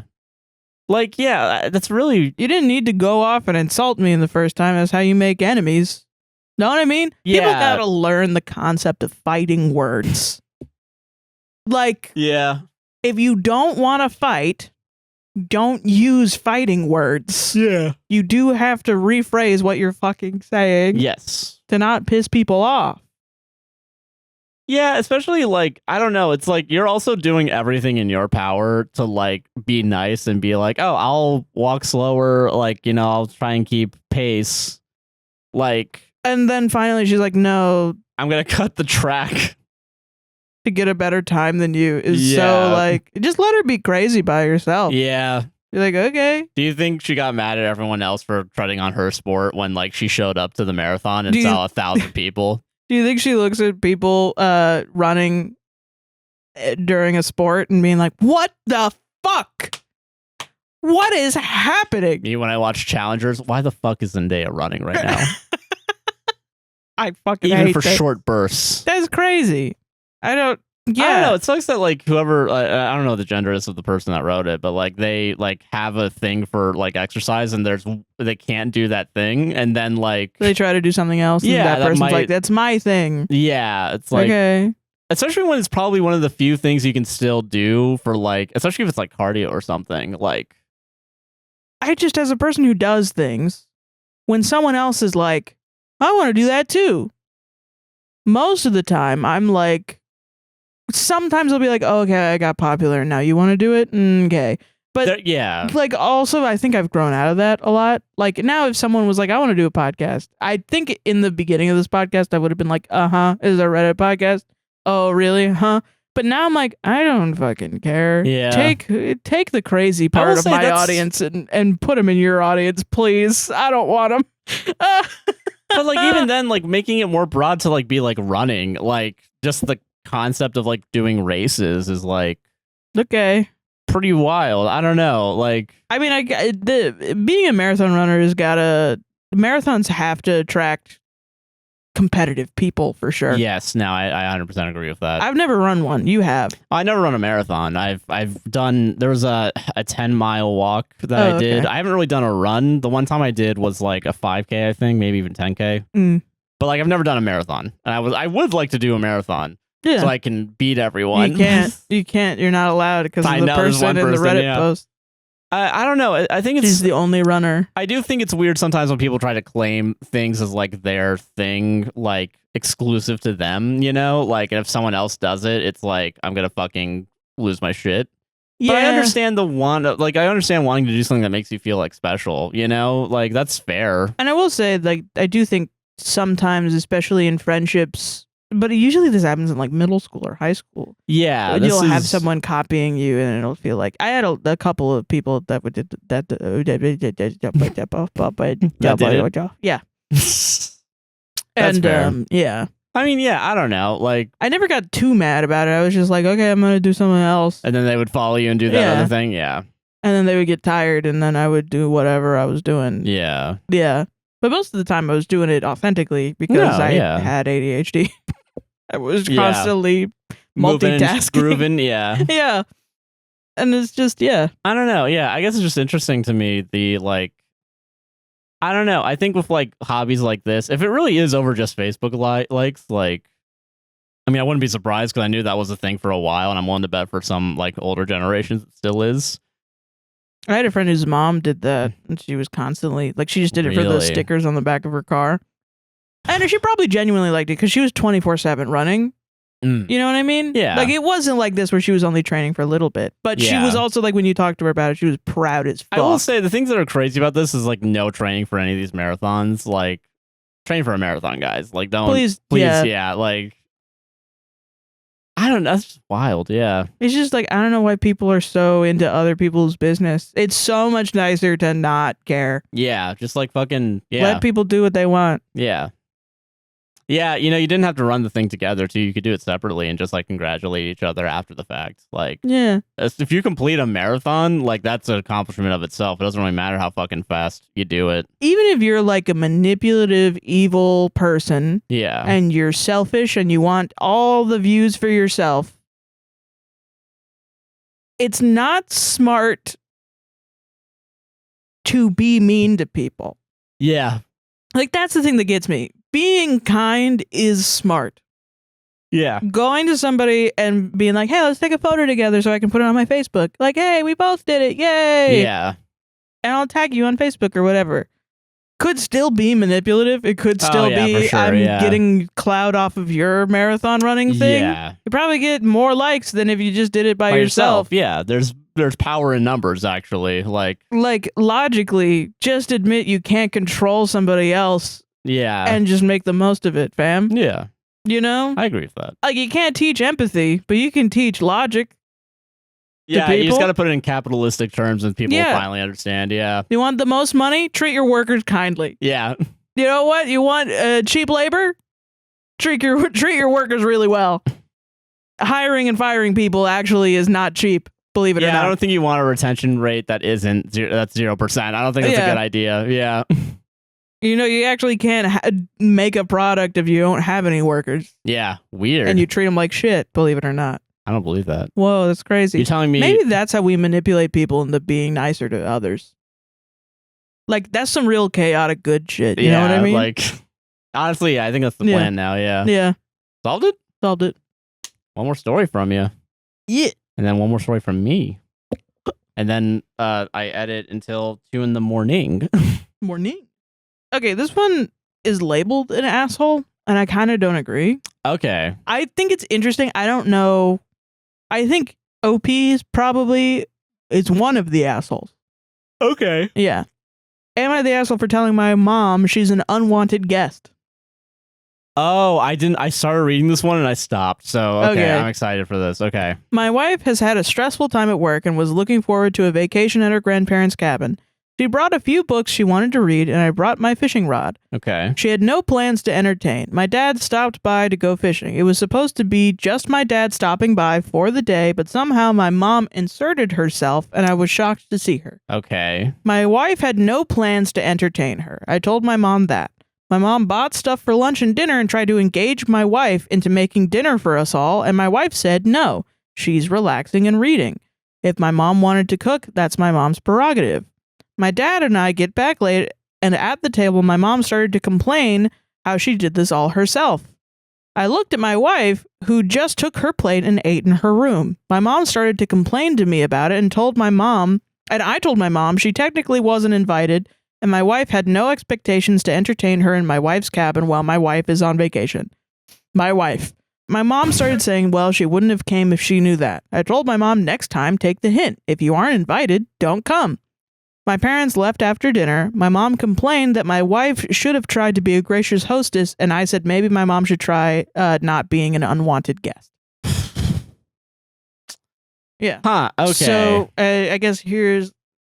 How does Reddit think that OP is an asshole? Do they think... I guess the only way I could see them being an asshole... Because part of me, that's interesting, because I really don't feel... Because how, like, kicking your mom out, is that what makes him an asshole? No. That's not what they're mad at him. Having a wife? Like something... Yeah, saying my wife too many times. No, they're mad at him for inviting the dad over, knowing that the the guy's mom will come over. Because apparently in the beginning he said that this happens multiple times. Oh. So his wife was like, I'm going on vacation to be alone. He was like, I'm tagging along, and then I'll invite my dad. And then got surprised. The mom showed up. Pikachu face. And he left his wife to deal with his mom. That's okay. Now, yeah, okay. Yeah. I missed that part. Yeah, you're an asshole then. Yeah, I agree with that. I was like, what the hell? And then I started reading the comments and I was like, oh, yeah. No, okay. Yeah, okay. Yeah, that makes more sense. And also, like, I guess the mom, I guess it's a light, everyone's shitty here except for, like, the wife and the dad, I guess. Because the dad That's what a lot of people said, too, yeah. Because, like, I think, the mom shouldn't be inserting herself if she's not invited. Like, and this has been going on multiple times. Like, that's the pattern that sucks. The thing that I hate so much, it's like a pet peeve of mine, and it's not even really a pet peeve. It's more just like, I hate this behavior. It's bad behavior. I don't like it. Yeah, it's like the judgment of like, I want this to happen, but I want someone else to do it for me. Yeah. And then they say no and set a boundary. No, I'm not doing that. Yeah. And then the person that wants the thing to happen, wants somebody else to do it for them, can't take the no.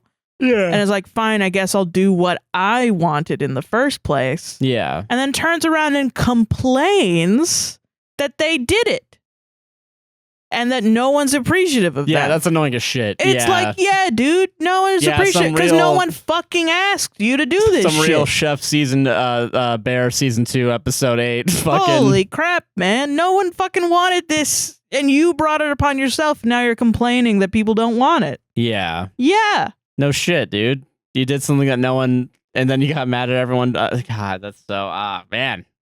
Like, and there's an elevated version of those events, which is, you know what? She wants to do it for herself. Let's let her and let's, have a fun time with her. You know what I mean? Yeah. It's like, you know what? Let's all just hang out and chill together and have a fun time and we love each other. What's supposed to be? This was supposed to be a very, like a vacation just for the wife who's been going through a lot of stuff. And then you almost put the responsibilities of hosting on her. And I find it really interesting that I wasn't immediately like, OP is an asshole for inviting his dad. That totally glossed over me until I read the comments. And I don't think it would be, if it was just the dad, I wouldn't think asshole, but then this situation wouldn't have happened in the first fucking place. Exactly. But if you did know that like it happens a lot and then you still got shocked when it happened, like, yeah, that's kind of, like, I am assuming that the wife was cool with the dad coming over. Yes, especially since if she thought she wasn't going to have to host the dad, like, it was just supposed to be between him and the son. But then, dropping the wife, the mom on his wife. Yeah, like his mom on his wife, yeah. Yeah. It's crazy. That's crazy, yeah, asshole. And I feel really bad that the wife had to eat dinner in her room. Yeah, alone and like, that sucks. That sucks a lot, yeah. A lot of eating dinner in your room this episode. Yeah. Like I'm going to be doing tonight when I edit, so.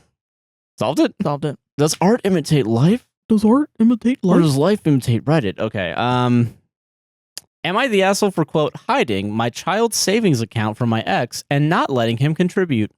Okay. My ex and I divorced 8 years ago. We have a 12-year-old son together. We don't discuss finances other than child support. I don't care for any money he may or may not give to our child directly. Okay. Years ago, I opened a savings account for my kid. I religiously transfer a set amount plus child benefit into it every single month. Okay. I also put some, quote, loose change in there whenever I can. Okay. My kid knows of this account and gets to decide if any monetary gifts from family and friends are to be spent immediately or added to his growing savings. Okay. He doesn't keep tabs on the account, but has a rough idea of how much he, quote, gets every month and how much he's got already. My son must have told my ex about the account because my ex approached me about it. He asked to see the account. I refused. He asked to at least know the exact amount, parentheses, he has a rough idea. I refused. I don't see the point. He asked to contribute and become a, quote, co-owner, as in the account is to be from mom and dad. I asked if he'd like to make a big initial payment. He doesn't, as he doesn't have, quote, that kind of money to just throw into an account nobody can access for years. He just wants to join in now and throw in some cash here and there, but the amount that's already been in there is to be overlooked. I refused. He told me that I can only afford that thanks to his child support contributions.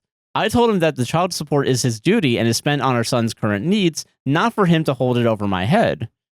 He called me a jerk for not telling him about the account when I first opened it because he's now, quote, 8 years behind and won't be able to match it and it'll look bad when my kid grows up and only gets my support. Okay. I told him that it's up to him whether or not he invests in our child's future. He still has a long time to save something if he so wishes.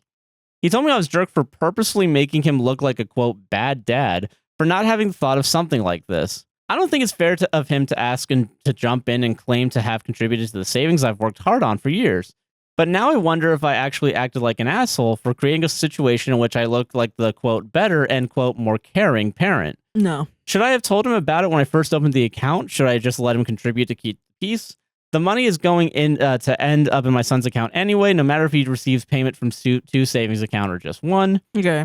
Edit 1. I thought I'd like to add, since this concern has already been raised a few times in the comments, it's an individual savings account nobody can withdraw money from until my child's 18th birthday. Okay. Though I'm not sure he knows that. So I'm not too worried about any potential theft. It's more of a power play issue. Okay. Well, the thing about it is, if he wants to be signed on to the account, doesn't the money in the savings go towards the income that he makes? Maybe? I don't know. So, like, and I don't know anything about child support. Yeah. I know nothing, and this is not information. Yeah. I'm just saying, if that is the case and he wants to sign on to the savings account, say yeah, but then we're going to go back to court, and the courts are going to redo your child support numbers. And take in all the money that I saved over the past 8 years, put that into your net worth, and then we'll redo the calculations, buddy. You want to pay $600 now? Now you're paying $1,000 every month. Maybe that would happen. I don't know. I don't know. I do not know. So do not take that. If that's the case, that's what I would fucking do for sure. That's not financial advice. I don't know anything. Yes. Stop listening to me say stupid shit. I will continue to say stupid shit. Just stop listening. Turn off your ears when I start saying stupid shit. Okay. But yeah, if that's the case, I would totally do that. I'd be like, yeah, for sure. You could totally. I'll bankrupt your ass. That's pretty okay. 1,000%. All right. Okay. You kidding me? Yeah. I'll take extra money, fam. He's saying he wants to contribute.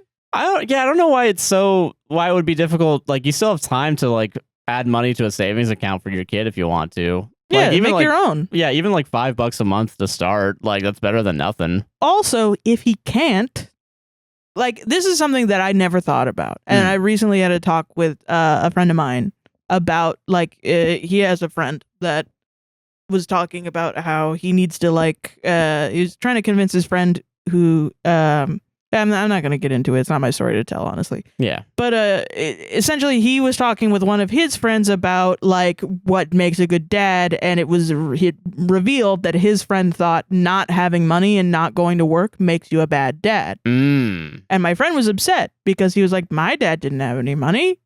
My dad was on, social services and things, and he was still a great dad. Yeah. Do you look down on my dad? And I've never thought about it that way. I've just taken that men think that money equals being a good parent, and I just take that at face value, and I'm like, what a silly bitch. But it is kind of like disrespectful to every dad that's poor as hell.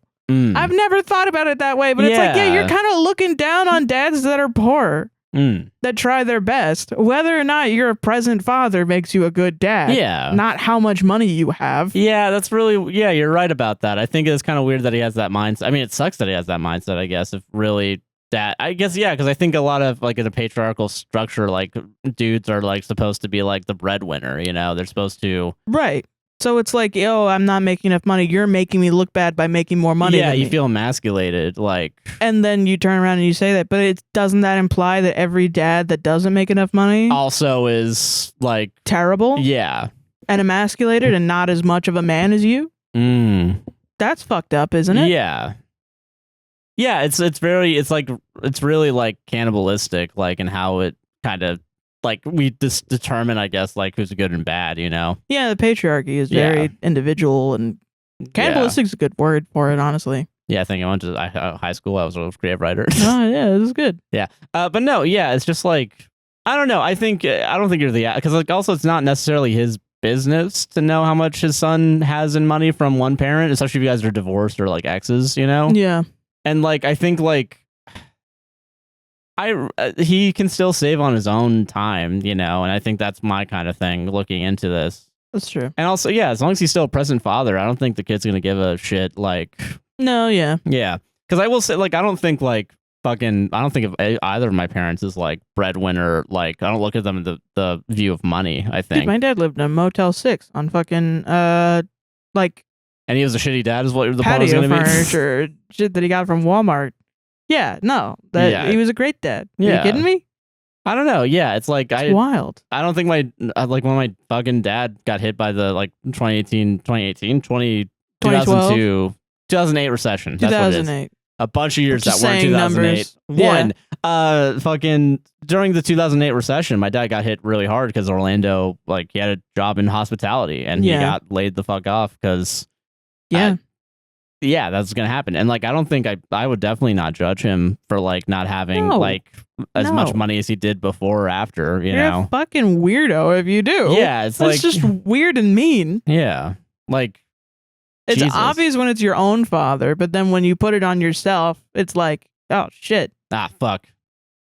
I'm not making enough money. I'm sure it's a Sarah very must hate me right now. Well, it's like a very common. I know I feel like a bad girlfriend sometimes for not making enough money. And something about not making enough money makes you feel like a bad person. But then it's like, so every poor girlfriend or every poor boyfriend out there is a bad person. No, yeah, no, that's not how that fucking works. If you extrapolate how you're acting to yourself, because I think you and I both, like, I guess it's depression, right? Like we both, guilt, constant guilt. Yeah, like, yeah.